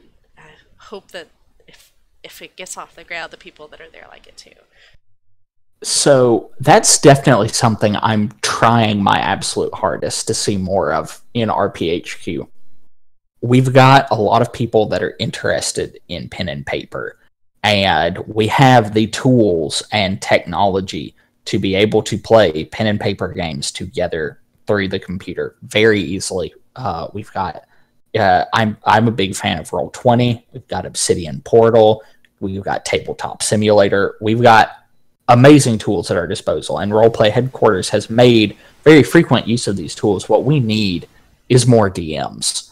If there are any of you listening who are thinking, maybe I'd like to try DMing, but, I'm kind of new, I've never really given it a go before, please contact me. I have tools, I have experience, I have resources. All of it is at your disposal if you will just let me help you run a pen and paper game through Roleplay Headquarters. He has please. So much information. I will throw material. You will have an abundance. Anything I can do to help. I will help with scheduling. I will help you find players. Anything. It will be. I can recommend modules for a whole bunch of systems. I can recommend systems. I've played so many systems. And, anything I can do to help, just let me help you do what you've always wanted to do. And if you're feeling a little overwhelmed, I know that at first I was like, oh man, there's no way I could do that because that's just way too hard. Maybe try your hand at the text thing and try some DMing through there, or in an MMO. If you play an MMO, think of an event that you would like to try DMing in there. See how it goes. See how people respond. Get some friends to help you. And DM a little thing there, and that'll give you some good practice. Because after I participated in Mal's DM'd event, I made my own, and I thought, this is not going to go well. But it actually went surprisingly well. We had some hiccups, and there's always hiccups. it was kind of an issue of, like, everybody got to an area where they were supposed to be interrogating villagers and asking questions about stuff that happened the night before, and a lot of people got distracted. But that happens, and they successfully completed the campaign. They actually went through the events and successfully completed their objective. And so that gave me an idea of, well, hey, that's not so bad. I knew what I was doing. It would have been nicer to have more people, but that was a really good first attempt, and it helped me understand how things work a lot better. So just try it out in another format, and then once you see how it works, you'll probably think it's really not that bad. And then tell Val what you want to do, and he will fill your inbox with information. I mean, the thing is, again, role-playing is a very esoteric hobby. And, please never be afraid to try something new in roleplay.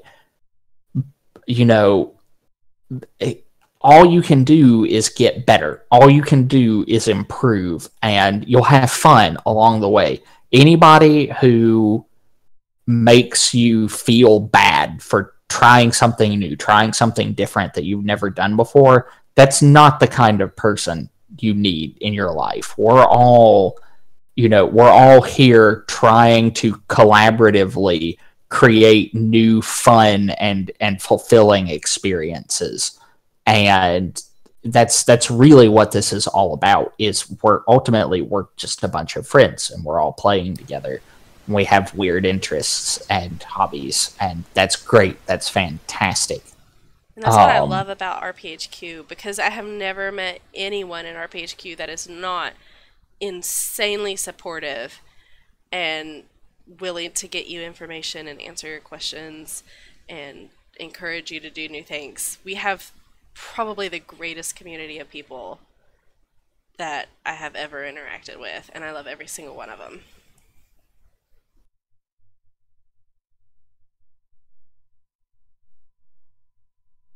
So, yes, please, if you've never DM'd pen and paper before, and that sounds interesting to you, if you've never played pen and paper before, and you're sitting there thinking, well, I really should play pen and paper before I DM, let me throw a hypothetical scenario to you. Pen and paper role playing is actually not that old. It really started becoming a thing in the late 70s, really. So if it's so new, at some point in time, somebody had to be the first DM. Somebody had to go to the store, buy a book, and run the game, having never played it before. Other people have done it. There is nothing keeping you from just walking right into it as a DM. There are so many resources at your disposal. There are so many people with so much experience who would absolutely love to help you in any way that they can. So if you are feeling intimidated, don't. If anybody's ever told you DMing is hard, don't listen to them. It's not. It's storytelling. That's all it is. It's no different than playing a character. You're just playing a group of characters instead. That's really all it is. So take an opportunity, try something new. And that's really all I have left to say about that. So everybody can contact him now and get all your DM materials. Well, we've pretty much covered everything. And I know there's not a whole bunch of people in the chat. You guys are really quiet. But do you have anything that you want to say? Do you have anything that you want to see in particular? What you're looking forward to that we've already talked about? Are you going to be a cowboy? Are you going to have an entire family in Chronicles of Illyria? They're so quiet. I know, right? Well, while everybody is rushing to type questions for us, since you've mentioned the story of how we met so many times, I really feel obligated at this point to say what exactly happened, and not leave them in the dark. So I'll close with this. So it was on the Elder Scrolls Online, and we had a group called Conclave of Aetherius that was run by the incredibly talented Ausgotter. And it was basically just a group of mages. That's, simple guild concepts are the best, let's be honest. So I was wanting to try something different, because one of the big things with Magic and roleplay, especially online, is it really trivializes a lot of problems.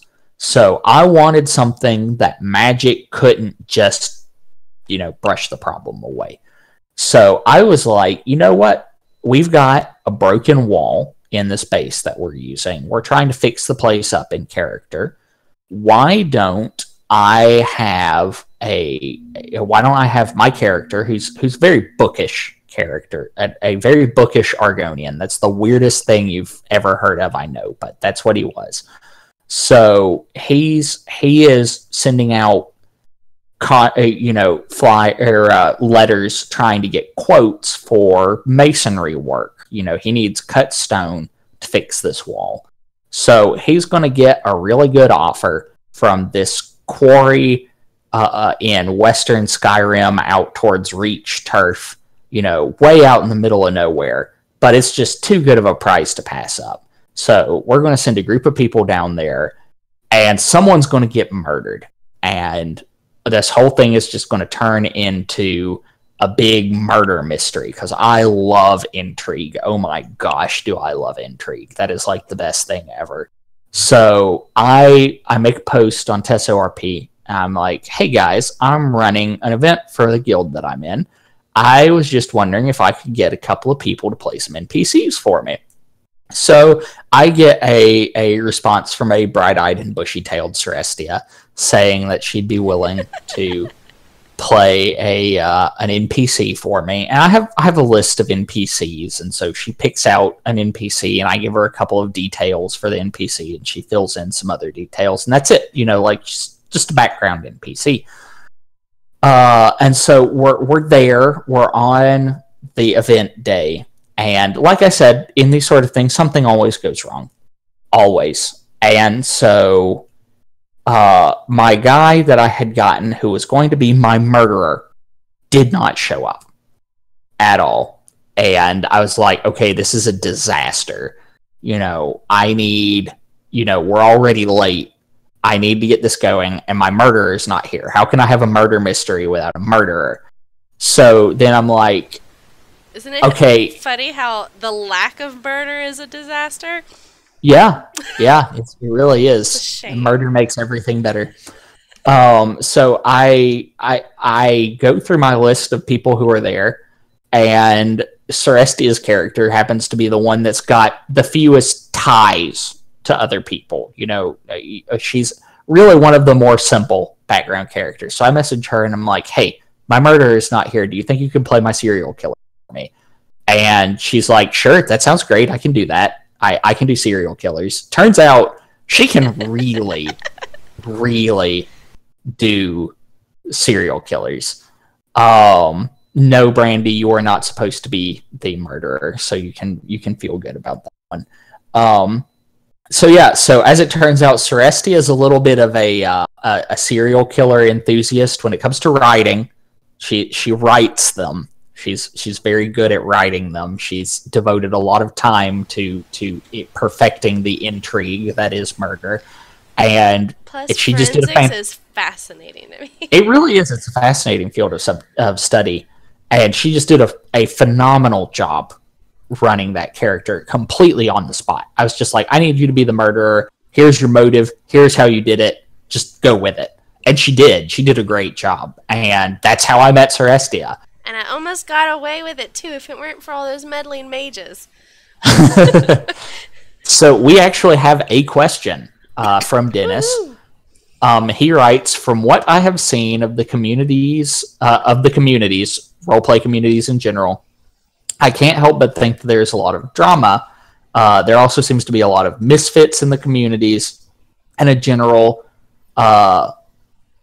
openness to all types of people. I would love to hear your thoughts on it. Why do you think this is, and why might they be related?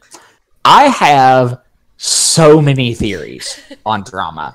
I'm a little bit of a I like to call myself a psychology enthusiast. I'm not formally trained in psychology. Please, nobody write me anything. I read a little bit.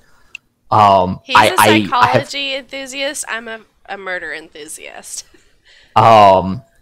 It's I know enough to be dangerous in that regard. So please, nobody try to ask me for help. If you feel you need to speak to somebody, please speak to a professional. I can recommend you some professionals, but and I'm more than willing to talk to people about any problems they might have, but I'm not qualified to help people through serious things. But I have some theories about drama, and I am not going to speak to any of those because I have some horrible things I could say. But in general, I think a lot of it is we get really invested, and we put a lot of work into our characters, especially in MMO roleplay, because honestly, I don't see a lot of drama in pen and paper roleplay at all. Like it's actually kind of amazing the night and day difference there is. I really think MMO roleplay is the one where you see all the drama, and I think a lot of it can be attributed to this. We invest a lot of we invest a lot of time and effort into perfecting our characters as one big thing. And that is a small contributing factor. Another small contributing factor is a lot of problem resolution in roleplay. Is if you don't like how somebody is roleplaying in an MMO, you just don't roleplay with them. That's really one of the smoothest ways to resolve a lot of problems. But the inverse to that is sometimes that results in people getting left out. It happens. You roleplay with people that they roleplay the way you like, and so sometimes that results in people getting left out because sometimes people just aren't willing to go out on a limb. And then another contributing factor is something that I like to call, I like to call it finite resources of plot. Basically, when you're in an MMO, the setting does not really change. The actions that you take as a character always have to result in the status quo, because you're not playing the main character of the story. You're not changing anything. And the setting itself is not really going to change to allow a lot of other people to feel immersed as being the main character. So the end result is you can't really do a lot narratively. It's very stifling in some ways. But what you can do to create entertaining scenarios is drama. Drama is something that you can, like, I'm not talking like, out of character drama. I'm talking in character drama.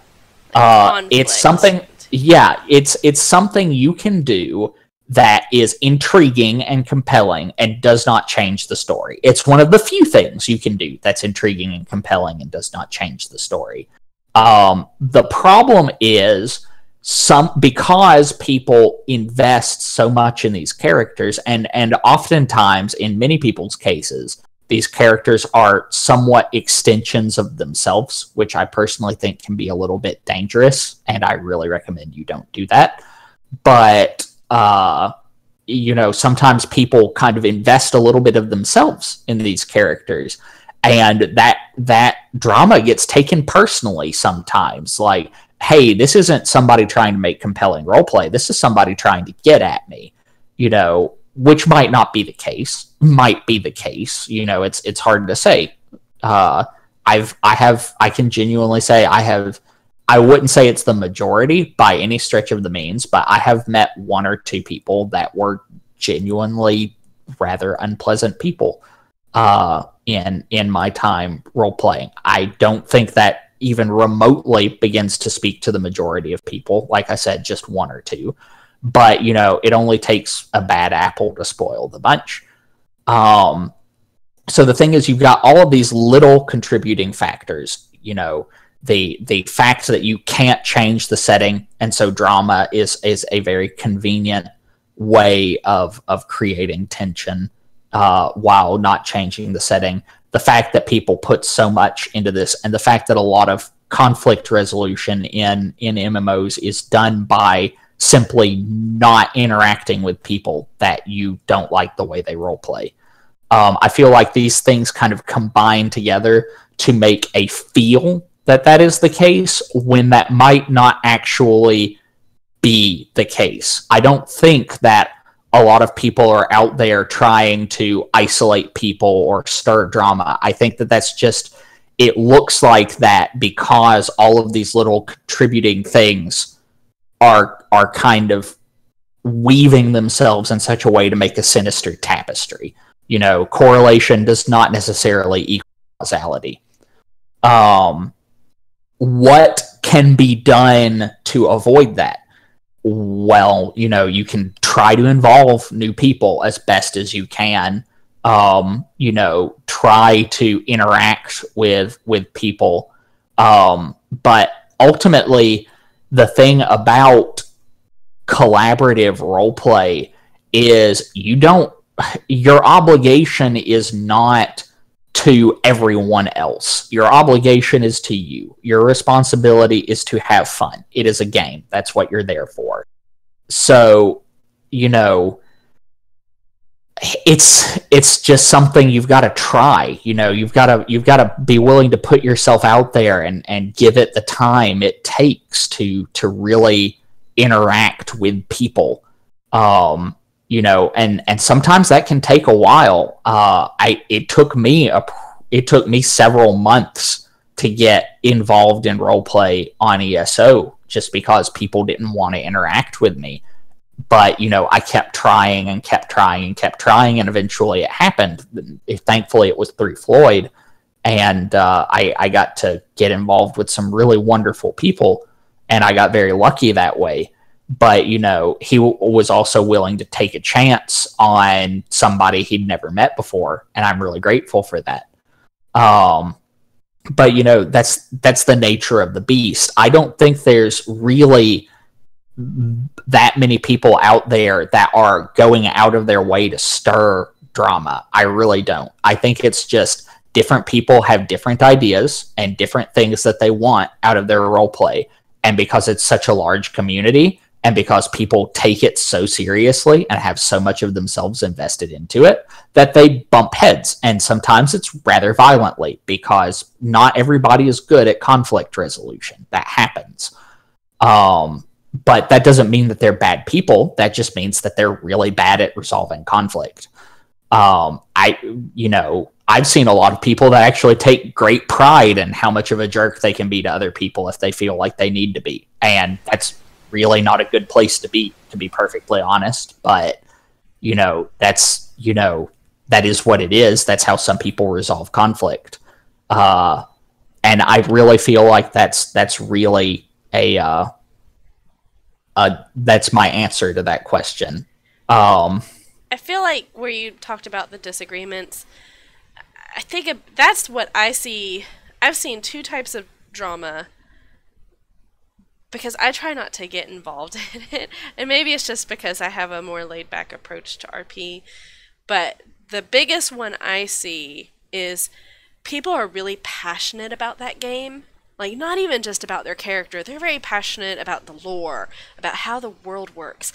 They have put so much time into learning it and knowing in and out and every little bit about it.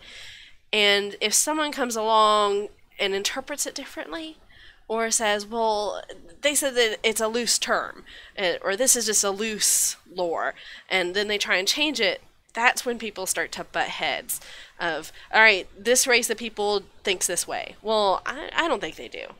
So it's when people like butt heads over that because they're so passionate that some of the biggest drama starts. And then the other kind that I see is literally just someone who they just feed off of it, because that's a lot of times how humans work. It's why reality TV does so well in America.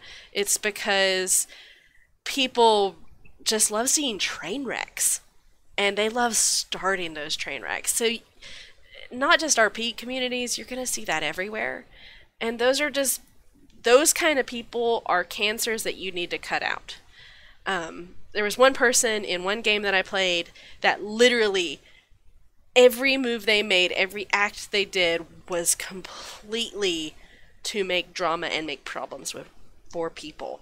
And I cut them out of my life. I'm like, I'm not dealing with that person. So I had minimal interactions with them. If I saw them in an area, I left the area and went somewhere else.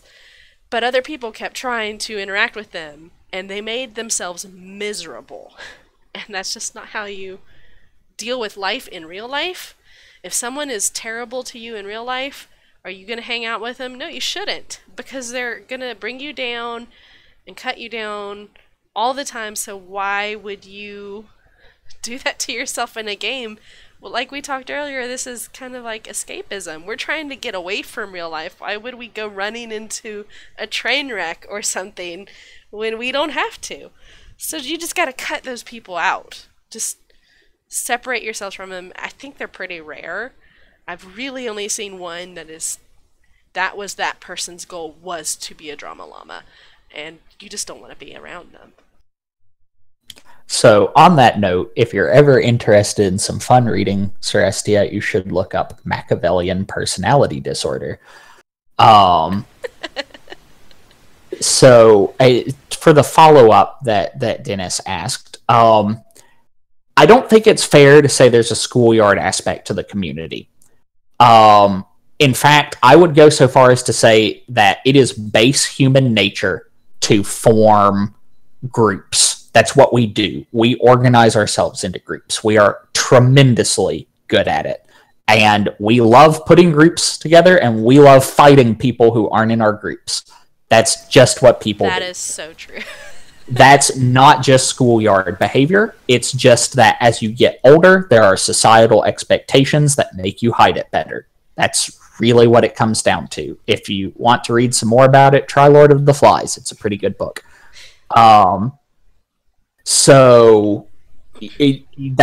That's what people do. We make groups. We like these people. These people don't like that people. Now I don't like that people.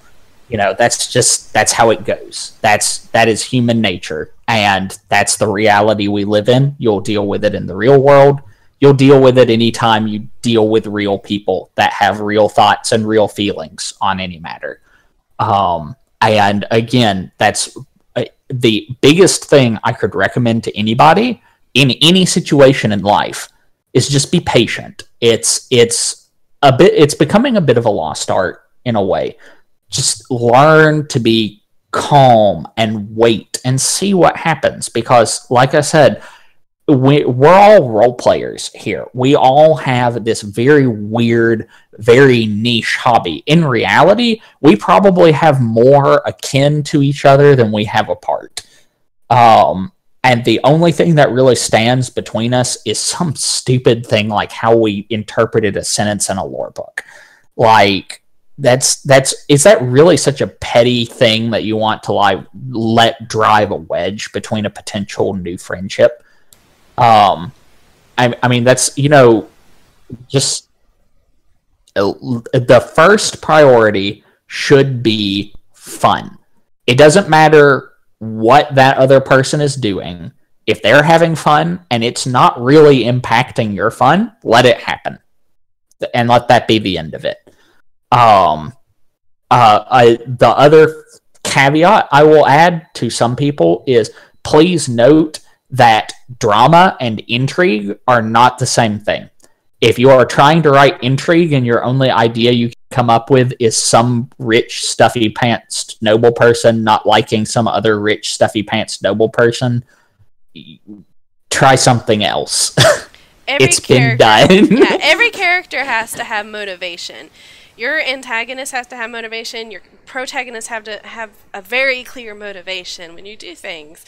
So if your motivation is, I don't like that chick's hair, that's a crap motivation. That's just bad writing. It's bad that writing. Really is.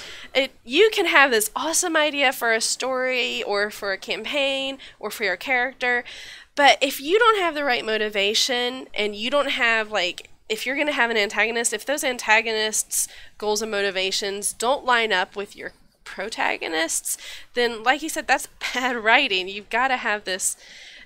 They don't always have to be opposite. In one of the stories I write, I have two protagonists and two antagonists. And actually, one of each of the pair actually kind of have the same goals. So one of the antagonists and one of the protagonists have kind of the same ultimate goal, but they're going about it differently. And then their partners in each of those respective roles have a same goal. So you've got to have this balance. So you have character one, who's your quote-unquote hero. His ultimate goal is to do this. He wants to stay together with the other protagonist. But over on the antagonist side, you have two antagonists. One wants them to stay together, and the other one wants them to split apart. So even though they have corresponding goals, because there's still that conflict between the two, that's how it works. Because they're trying to obtain these goals and conflicting with each other the whole way. That's what you really need to have, and a lot of people don't have any goals for their characters at all. You can have a character with no goal and just kind of um, wing it like I did with my first character. She was nobody. She was just hanging out. And then she got a goal. She had a career. She had a backstory and fleshed her out along the way. But you always have to try and have something that you're working toward. If you have something that you're working towards, that makes it better. But those conflicts and that goal that you're working towards shouldn't be, like Mal said, I don't like this person and now I'm having a fight with them. You can't just pick fights like that. Also, remember the importance of out-of-character consent. Yes. If you're not sure whether or not you should do something, and again, we're talking MMO roleplay. We're not talking about pen and paper here. Pen and paper does not have all of these problems. If you're tired of all of these problems, try pen and paper. It's a wonderful experience. But if you're sitting there thinking, I want to try an interaction with this character, and it might be a little bit hostile, even just a little bit, you should probably run it by that person out of character first, just to be sure. Okay, it never hurts to ask. I know it's a popular idiom to say it's easier to ask forgiveness than permission. That is not the case in roleplay at all, even a little bit. Yeah, you don't want to stab someone without checking with them first.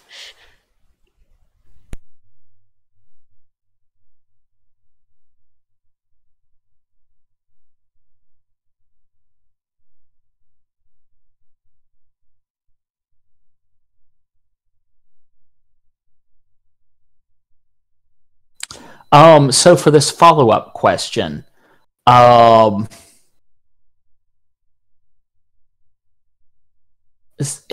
it's hard to say. You know, I wouldn't say it's that we spend so much time comparing ourselves to the immediate, and that it's really just a matter of perspective. The immediate is all we have to work with. We can't look into the future, which is why I advise being patient. Just take a little bit of time to compile some more data before you rush into making a judgment. You know, and it's also, it's very easy to focus on the negative. I like saying it's very easy to be a pessimist. Being a pessimist is the easy way to go through life, because 9 times out of 10 you're going to be right and you get to pat yourself on the back about it. But that's not the best way to go through life. That's just the easiest way to do it.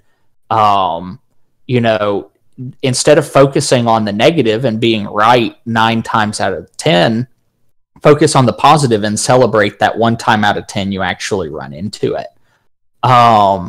You know, there's so many possibilities for collaboration and, you know, shared experiences out there that get missed just because we're petty. I mean, that's just what people do. You know, it's a really sad and unfortunate thing, but we're not perfect. Nobody is. So just take an opportunity to try to get to know somebody better before you rush to conclusions. I think if you would just, if people in general would just take the time to understand the person sitting across the row, so many problems would be better. And I don't think that's exclusive to roleplay. I think in particular that extends to politics. In general, anything where people have disagreements, oftentimes that person that disagrees with you is not disagreeing for sinister reasons. They might, like Celestia said, want the same thing you do, and they just have a different idea about how to get there. You know, the devil's in the details. So just, again, we're back to the specific. We're all role players. We all have a love of role play. And if we're both playing in the same setting, a love of that setting in common. We have more in common than we have different. So, you know, just take an opportunity to get to know somebody before you just rush to assuming that they are trying to stir the pot. If they are actually trying to stir the pot, that's a different story. But take some time to figure that out before you just rush to that conclusion. Be patient, and you will find that it's a much more calm and rewarding experience. I think as just nature, we humans can be defensive. So we constantly, like you said, if it feels like someone is taking a jab at us, even if they aren't, we sometimes think that. And so we immediately become defensive, and then a simple exchange of opinions becomes arguments. And that's just unfortunately how things work. And then there's other people who are really like submissive and immediately will just zip it and not say anything. And like you said, we just need patience, and that's really difficult to have sometimes.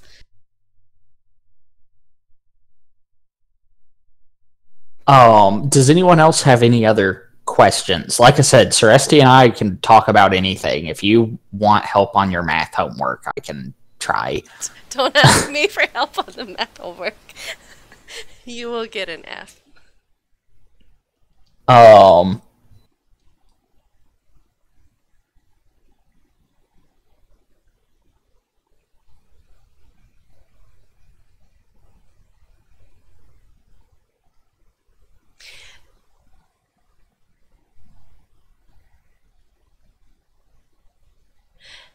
Right, text. I think your question is regarding text versus speaking and how texts come across.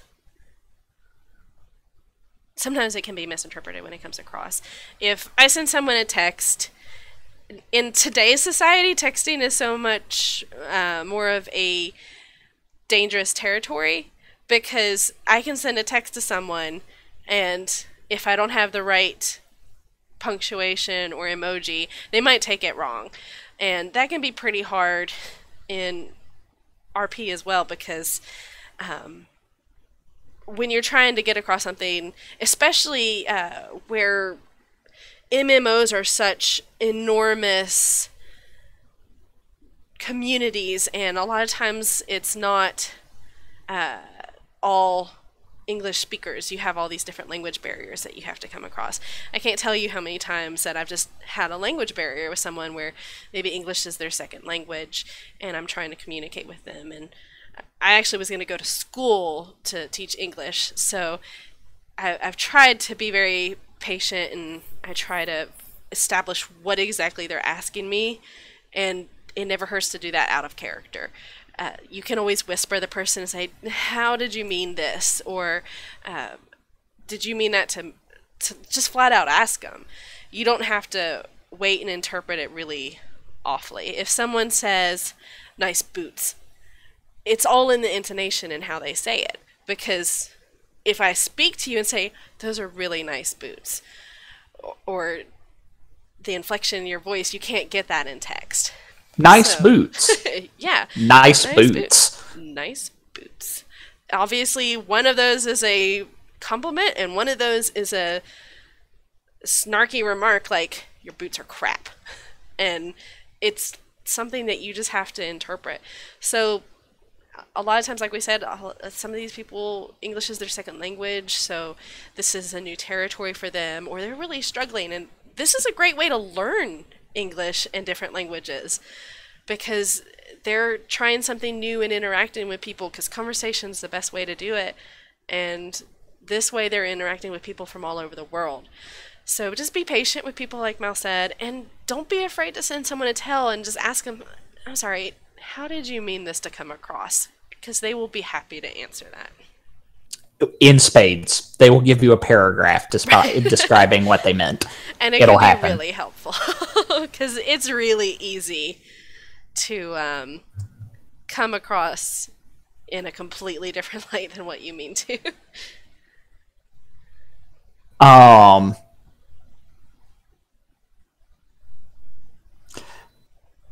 So let's see. Let's scroll back through some of the comments we've gotten. Yes, it's so there's so much that can get lost in text. So again, be patient. That will, if you take anything away from this, just take away that patience adds so much to your life. It really is the greatest virtue. Why are Penelope's dreams so weird? I would recommend, first off, not eating any sweets directly before bed and cutting off electronics 1 hour before. And maybe locking your cat out for a night because she crazy. Yeah. And dreams are a weird thing. It's a weird mechanism of the mind that pulls a lot of information from short and long term memory and confabulates them in weird ways. You might just be a weird person, Penny. I love you, but you might just be a little weird. If it makes you feel any better, I stabbed someone in the neck until I decapitated them in my last dream because they got the last slice of apple pie. So this is just normal. I don't know what your dreams are like. So for sports in roleplay, in my time on ESO, there was a person in our guild who wanted to make Tibahatsi a thing. And so Tibahatsi is a Argonian sport based off of the Incan sport of I can't remember what it's called, but it's hip ball. They played it in the Road to El Dorado. So a Tibahatsi is the Argonian hip and tail ball. And basically, you're just trying to knock a ball through a goal with your hip. And so they came up with a whole system, like for using die rolls and situational modifiers and stuff like that to play this game. And it ended up becoming a regular event. We'd get groups of people together and we'd play Tibahatsi. It's just like a mini game. It's something we could do. Obviously, my character couldn't do it because he was old, but a lot of people in the guild really enjoyed it. So just do something creative and different with it. If there's a sport in your setting that you think people would be interested in playing it, make a dice system for it and let people actually play it. And that's a fantastic idea for a recurring event. Let that be something that happens. Make a league. Yeah, that'd be awesome. Yeah, I don't like sports in real life, but I would totally enjoy playing some kind of game in an MMO setting. That would be a lot of fun. Or we had an event, not even like sports specifically, but just games within a game. We had an event that we did that was taking place in a sort of seedy pirate city in Black Marsh. And so I had an NPC for an event we did in there that was playing liar's dice with people. And I had like an online room that I could send people a hyperlink to, and they'd come into the room with me and we could play liar's dice, and we'd actually gamble money. That a lot of the people had a lot of fun with that. Javine really ran with the liar's dice thing. He absolutely loved it. But you could adapt something like that. I know there's systems that you can play Pazak online if you're in Star Wars. Maybe have some occasional Pazak or Sabak games. That sort of thing. You just find something different to try. Novelty is a powerful thing in roleplay. Just doing something a little bit different to break up the Barpy. The Barpy. I was struggling for words there. Thank you, Celestia. There's so many different. That was one thing I liked to try and do in ESO, especially from where I had a priestess character. I'm just like, well, let's get together and have a free food and like soup kitchen for the homeless, and things were like hit and miss. Sometimes I could have an event and a lot of people would show up and it would be great, and other times there was one where we literally were going to have food and give out blankets and clothes to the homeless, because you may not know this, but there was a pretty large homeless and beggar community in ESO, at least on the Daggerfall Covenant area in Wayrest, because it was the capital city. But that particular day, none of the homeless showed up. So I didn't have anybody to give any food or anything. NPCs. So it was it was like a really low turnout, and that can be really discouraging, but don't let that discourage you because you still have so many different options and different days. It may just be the time of day or the day of the week that you're trying to do it. So, I was really discouraged on that, but then the next event I did was like huge and a lot of people turned up. So there's really no way to predict. yeah, it's not something you should beat yourself over. Yeah, people might show up, people might not. I used to do so a thing I've always enjoyed doing when I play MMOs is I like to make my characters members of existing organizations in the settings. When I played City of Heroes, I had a character who was a member of Arachnos on City of Villains. When in the Elder Scrolls, I had a character who was a member of the Mages Guild. So on and so forth. In the Secret World, my character is a member of the Illuminati who's been assigned to a Council of Venice position temporarily. He's hoping, I like doing that, but what I really like in that is taking the opportunity to make it feel alive. So, like in the Elder Scrolls, I had an event every other week where I would go to one of the Mages Guilds, the Mages Guild Hall that I liked the most, the one in Black Marsh, particularly Shadowfen, because it looked the coolest. It had neat Ayleid ruins. I opened the guild hall, and the Mages Guild was open for the services that the Mages Guild would realistically provide to the community. You could come in and hire somebody to enchant for you, or buy books from them, or get some custom spell work, or ask for advice. Or my character even had some quests he could hand out. And, that's all of those little things go towards making a community feel more immersive. Sports are just another version of that. People play sports. That's what people do.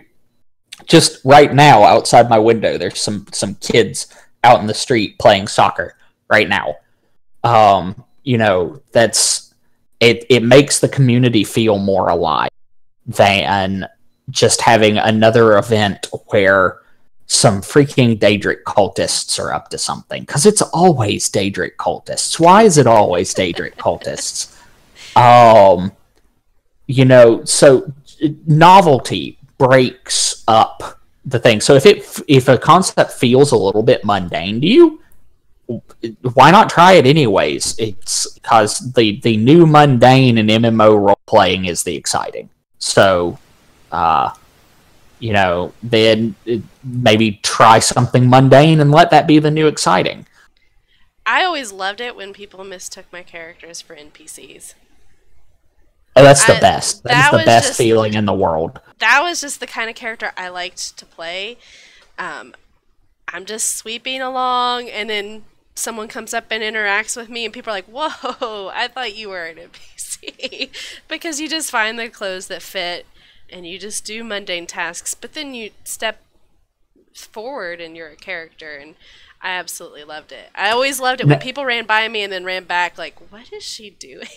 Now, it should be noted, we say that, Celestia and I are on the show, and we say that, but if that's not your cup of tea and you enjoy playing something different, there is nothing wrong with that. Oh, yeah, definitely. We need variety. That's the whole point. You have to have a character from all different just because kinds. We're sitting here saying we enjoy this does not mean we're saying you have to enjoy it this way.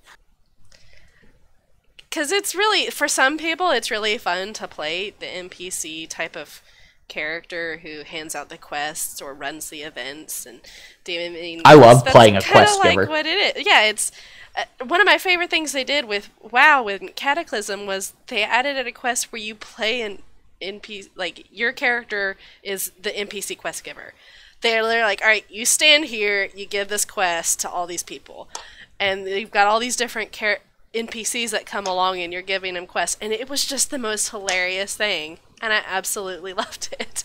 And I was like, this is what I'm gonna do every time I RP now, I'm just gonna be an obnoxious NPC who just hates giving out quests. So if you have detected in your roleplay community, you feel like it's become a little bit insular and people are isolated and they're not interacting with each other, and people might be getting left out, what you can do to sort of alleviate this is think of things you can do to spontaneously interact with other people. What sort of actions can you take to draw in people to allow there to be a network that connects all of these isolated groups? Quest giving is a fantastic medium for that, because you don't have to actually go along with the quest. You can just be like, hey, there's a ruin over here, and I'm a scholar, and I need something from that ruin, but it's filled with dangerous monsters. Can you go get it for me and bring it back? And then they'll go off, they'll do that role play, they'll bring it back. There's interaction now. Your sport event is another way you can do that. It's just something that lets you do things with other people. Open events, like regular recurring events that people can just come into. Those are a great example of that. Maybe do something like run an event we did in ESO that I really enjoyed. And this was all Floyd. This was Floyd's idea. I take none of the credit. Was the land stride, and we did this once a year, where we went from our area in Black Marsh all the way up into Skyrim, and then all the way back to Black Marsh, and we just interacted with people as we went. And the idea was we were supposed to be familiarizing and integrating ourselves with our new allies in the Pact, but basically it was just an excuse to go out and interact with other people in the roleplay community that we normally didn't get to interact with. That's fantastic. I like that idea. Just always be trying to think, what can I do to interact with more people? Because more people is how you bring in novelty, because different people have different ideas and they do things differently than the way you do it. And that's how you keep things fresh. Even if you just get people to make like red shirts for little things. Oh yeah, I've met some great people. That's how I met you. I mean, yeah, I was a red shirt for you.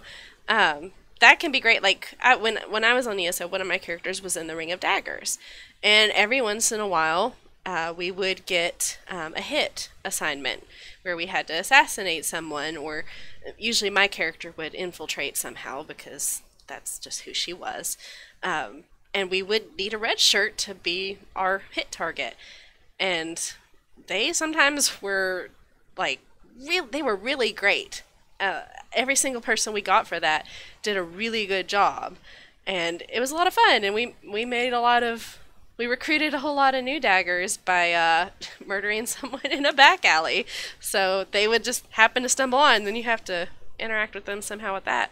Or if you have like a partner that you play with a lot, and you see people that are just kind of standing around in a market, have them like run up and steal something from you, and then scream for help. I love it when people steal stuff from me. One of the longest running things I had going, I had a whole bunch of people looking for my character's missing. It was like a stocking that somebody had knitted for his tail, because he always got cold when he went up into Skyrim. And so, and a Khajiit stole it, and so like for months people were looking for that stocking.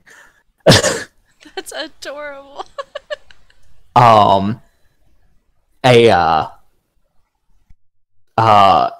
Yeah, that's, just if people want to try stuff, just let it happen sometimes. Yeah. A rule somebody told me in theater appreciation that I kind of incorporated into my own role play, and it's very general, mind you, but they said drama is people saying no, comedy is people saying yes. So, every once in a while, just say yes. Let something happen. Because You just letting something happen that you weren't planning on might turn out to be the best thing that could happen. And like the RPMMO radio says, being a red shirt is so fun because you really don't have very many limits. You get to do whatever you want and you can die and it's just the best. The problem I always run into with my red shirts is I never play my red shirt suicidally because I like that just doesn't jive with me. So I always try to have my red shirts, they're trying to get out of whatever situation. And I always end up having red shirts live. And so I end up with this huge list of red shirt characters that they're like, they might show up again later, but they never do. Let's see, I had a Khajiit character that he ended up getting pushed off of a waterfall. And so I rolled to see if he survived falling from the waterfall. And he did. He fell in water and lived through it. And it was like, okay, so now I've got this Khajiit character that's stranded in the middle of Black Marsh in wet clothing in the middle of nowhere. But he's alive. He's got like a broken rib. Yeah, but he's a Khajiit, so he probably has like 8 lives left. And I had a Red Guard pirate that was a arms dealer. He sold weapons to people on the down low, like en masse bulk weapons. And he was supposed to get killed in an event and just didn't get killed. I mean, so, you should still play them with like a goal in mind. Because if you just make them to literally be a throwaway, it can be kind of boring. But it makes it so you don't have an obligation, I guess and it lets you play. Because I have no interest in orcs whatsoever, but I redshirted as an orc, and I was like, hey, I would never be an orc normally, but I don't have any obligations to this character, so I'm going to do whatever I want to do. So you don't have the limitations, but you can still strive to be somebody. All right, I will take one more question, and then I think we're going to have to wrap up the episode. I didn't think we had I was like, we probably will just do this about an hour. I didn't really expect it to go this long. One more question. I'll let you guys race to be the first question asked. Turns out you and I just talk a lot. There's nothing wrong with that. You have a lovely voice. I can't say that about myself, but they clearly are listening. I'm really nasally and gross. I keep muting myself because I hack up a lot. Just hope that I'm over this. Yes, we do love you, Penny. Yes. Oh, well, too late. We already answered that.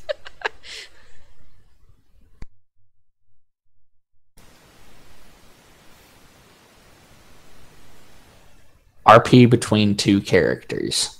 What about RP between two characters?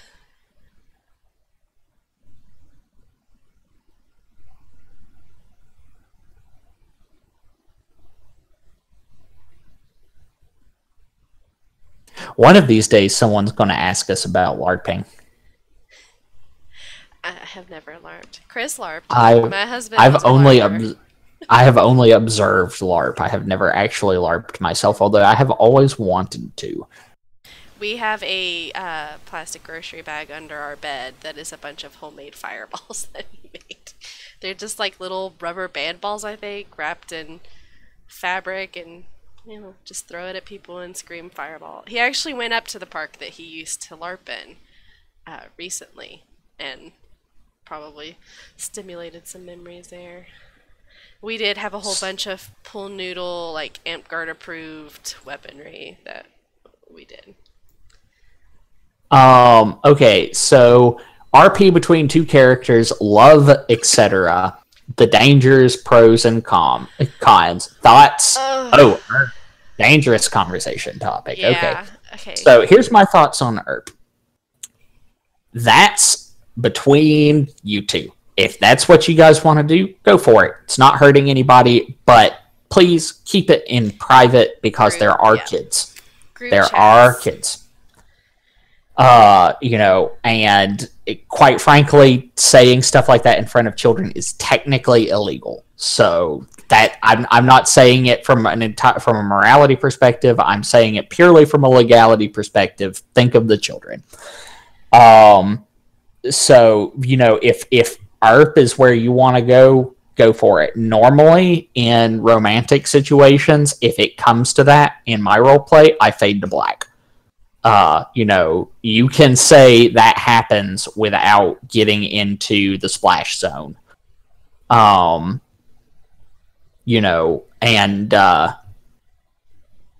quite frankly,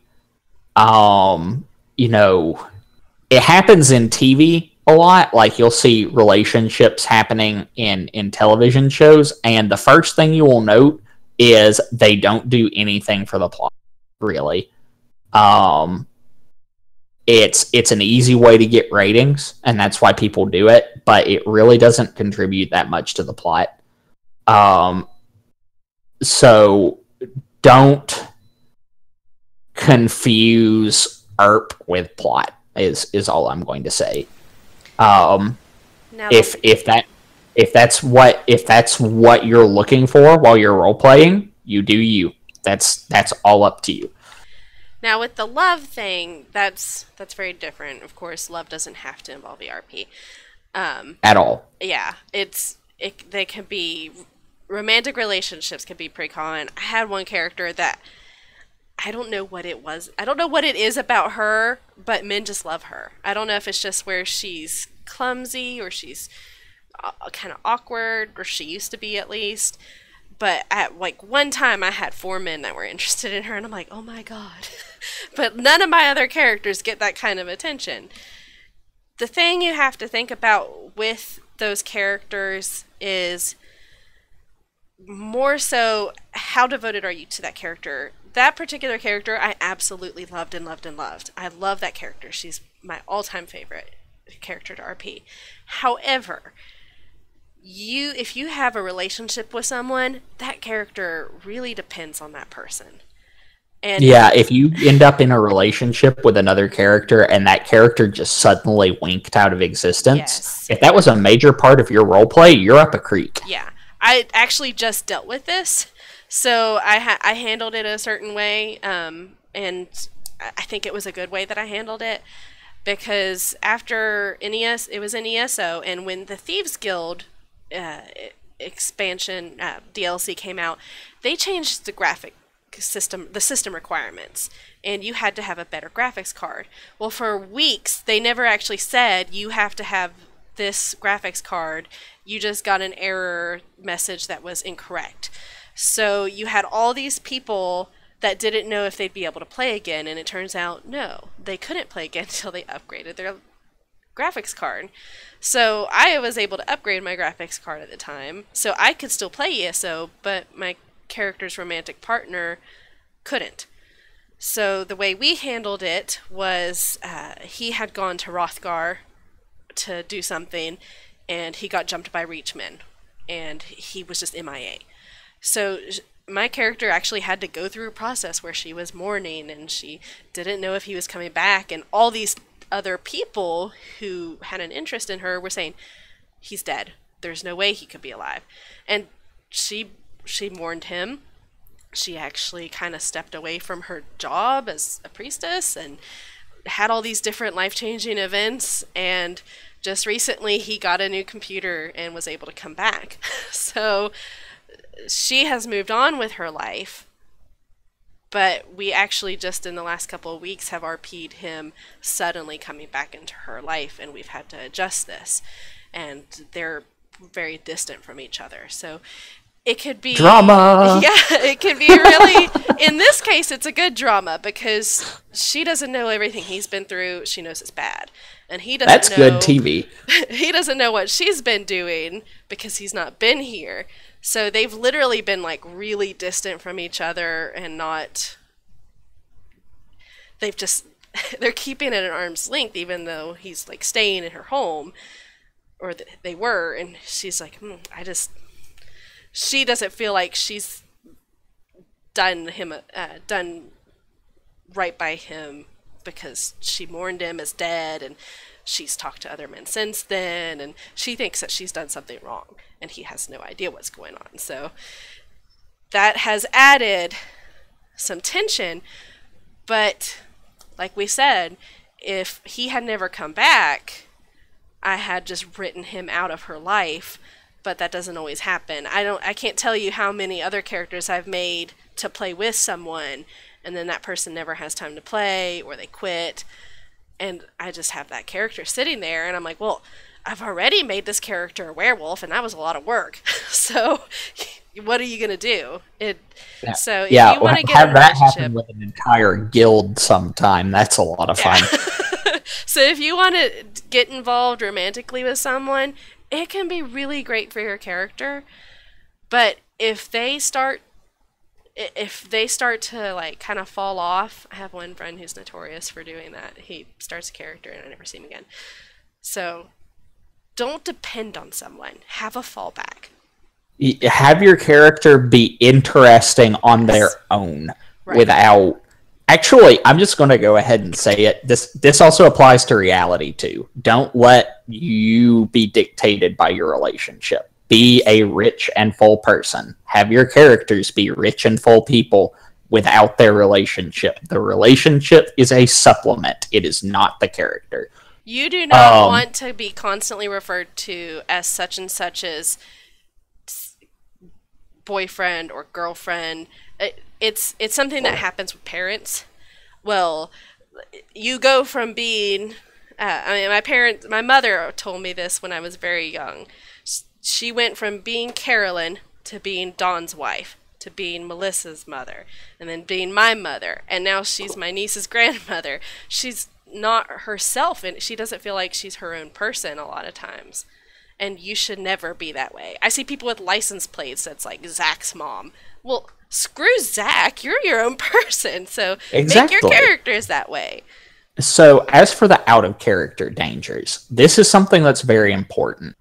So let's give an example that I have personally seen happen. And I'm not sure if he's still in chat, but I'm going to refer to him anyways. Brandy. Brandy's character was married. And then all of a sudden, his character's wife disappeared off the face of the planet. Aww, no word, I didn't know that. Yeah, no anything. Just nothing. And so there was a huge discussion about what can be done in that situation. And so Brandy and I actually talked about it a little bit, and I liked the solution he came up with. I thought it was very elegant. He assumed, he said that his character's wife had been missing, and after looking for a certain point in time, he assumed that she died. He had no proof of it. That they've been missing for a very long time now. We have to assume they probably got eaten by somebody in Black Marsh, and they're dead. That's Black Marsh. So the thing that you have to remember out of character is that even if that person is no longer around, that other character still belongs to that other person, and you can't actually do anything with them. The best you can do is make a suggestion. So in Brandy's case, he never said whether or not the other person died. He just said they've been missing, which they have been. And that was the end of it. That is the best approach, in my opinion. You cannot say this other person died, because you don't know if that person's going to show back up. There's no way of knowing that. And if they do, now you've just had a major hole blown in everybody's continuity, and retcons abound. That's never a good situation to be in. So all you can do is assume. You can't make any definitive statements. You can only say, well, this is, they're clearly not around. So, I guess we should look for them. Well, it's been 6 months now. I guess we just have to assume they're dead. It's not necessarily the best solution on the face of the planet as far as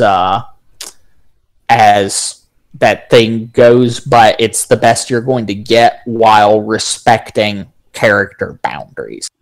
Out of character bleed, yeah, that's definitely a common danger, especially when ARP is involved. That's, the thing is, people are people, and people have a tendency to attach feelings to actions. That's just what we do. We interrelate things. And so, yeah, if a very clear line is not drawn and distinctly said, like, hey, this is just in character, like, that's it. Yeah, sometimes that bleed can happen. It doesn't always do it, but it does happen. Yeah, you need to consider that person's real life. You need to respect their real life boundaries. Yeah. A lot of people who are P, I find, is a big group of are. I mean, I'm a married woman, but I've had romantic relationships. But like Mouse said, you fade to black. You have to make sure. I always make sure my RP partners that I am RPing with, in any slight romantic way, know that I'm a married woman. That this is not leaving this game. I've seen a lot of divorces happen because of people meeting on video games. I've seen a lot of marriages happen, and I've seen a lot of both. So, like with the same couples. So it's something that you need to establish early on. That is my number one. Again, a little bit of out of character communication goes a long way. Yes. If you're sitting here going, but my immersion, no.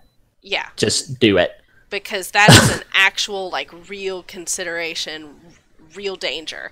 You need to let people know, and especially, like, when kids get involved, they need to let you know how old they are.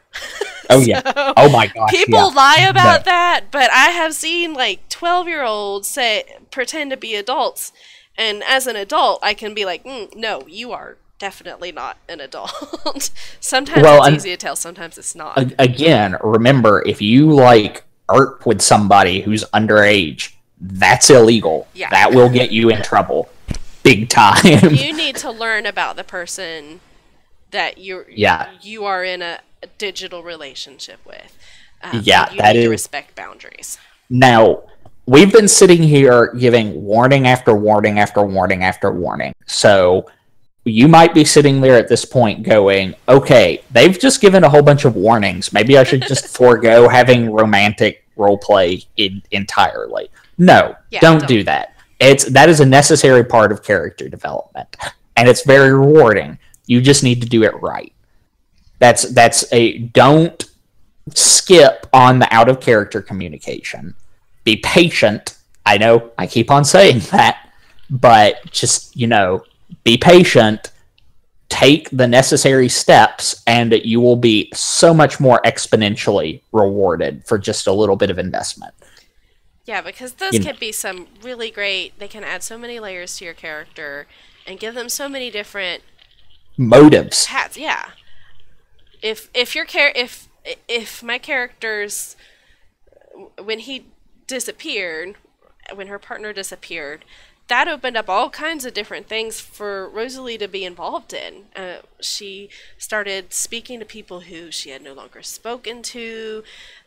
She was getting counseling. As someone who used to give counseling as a priestess, she was all of a sudden getting counseling. And she was talking to people who were in higher positions in the church just to kind of overcome this. So it added so much more to her as a character that she had to change and ended up moving, and all these different things progressed from there. So it can add so much. Just like we said, caution, out of character communication, boundaries. It's not real life. All right, I guess that was our last question. I find it kind of funny that we ended on Earth. But yeah, thanks for coming, guys. Thanks for bringing your questions. I hope to see you all in the future at RPHQ. I really hope to see some of you going, "Hey, Mal, I want a DM." That would be phenomenal. Seriously. You want a DM? I'm your guy. Okay. He's begging. I am. I'm at this point. I am on my knees. You should have seen it. Cerestia was like, DMing sounds kind of interesting. I might want to try that. And all of a sudden, I'm like emailing her books and I'm like sending her guides and stuff. I'm just like, please run something. I don't care what it is. Just run it. Internet connection available in my area, and it took me 5 minutes to download all the stuff he sent me. I was like, oh my gosh, this is like 5 gigs of stuff. It was so much stuff. I have like folders everywhere. I had to put it on a separate hard drive. I thought my organizational system was impeccable. Thank you very much. It is. It's just, I was not expecting that much information. I shall never complain that I don't have enough. Thank you guys so much for coming out. And like, I really kind of thought this was going to be like an hour, maybe an hour and a half. No, if I'm around, it's never going to be short. I just didn't really expect all the interaction. I'm glad that you people... Was that 50 questions? No, not even close. Are you sure you don't want me to go back and count? They want to see a strip. I'm not going to argue with an offered striptease, but, It was you that was supposed to be stripping. Hey, I saw us. I will happily make that day. You. Thanks for coming out, guys. If you're going to Gen Con, let us know. I want to meet you when I'm not running around all over the place and spending every penny I own to buy things that I probably don't need. We'll take pictures of our lizard stripping. Yes, draw some doodles of the lizard wizard disrobing or something. Have a great night, guys. Yes, good evening.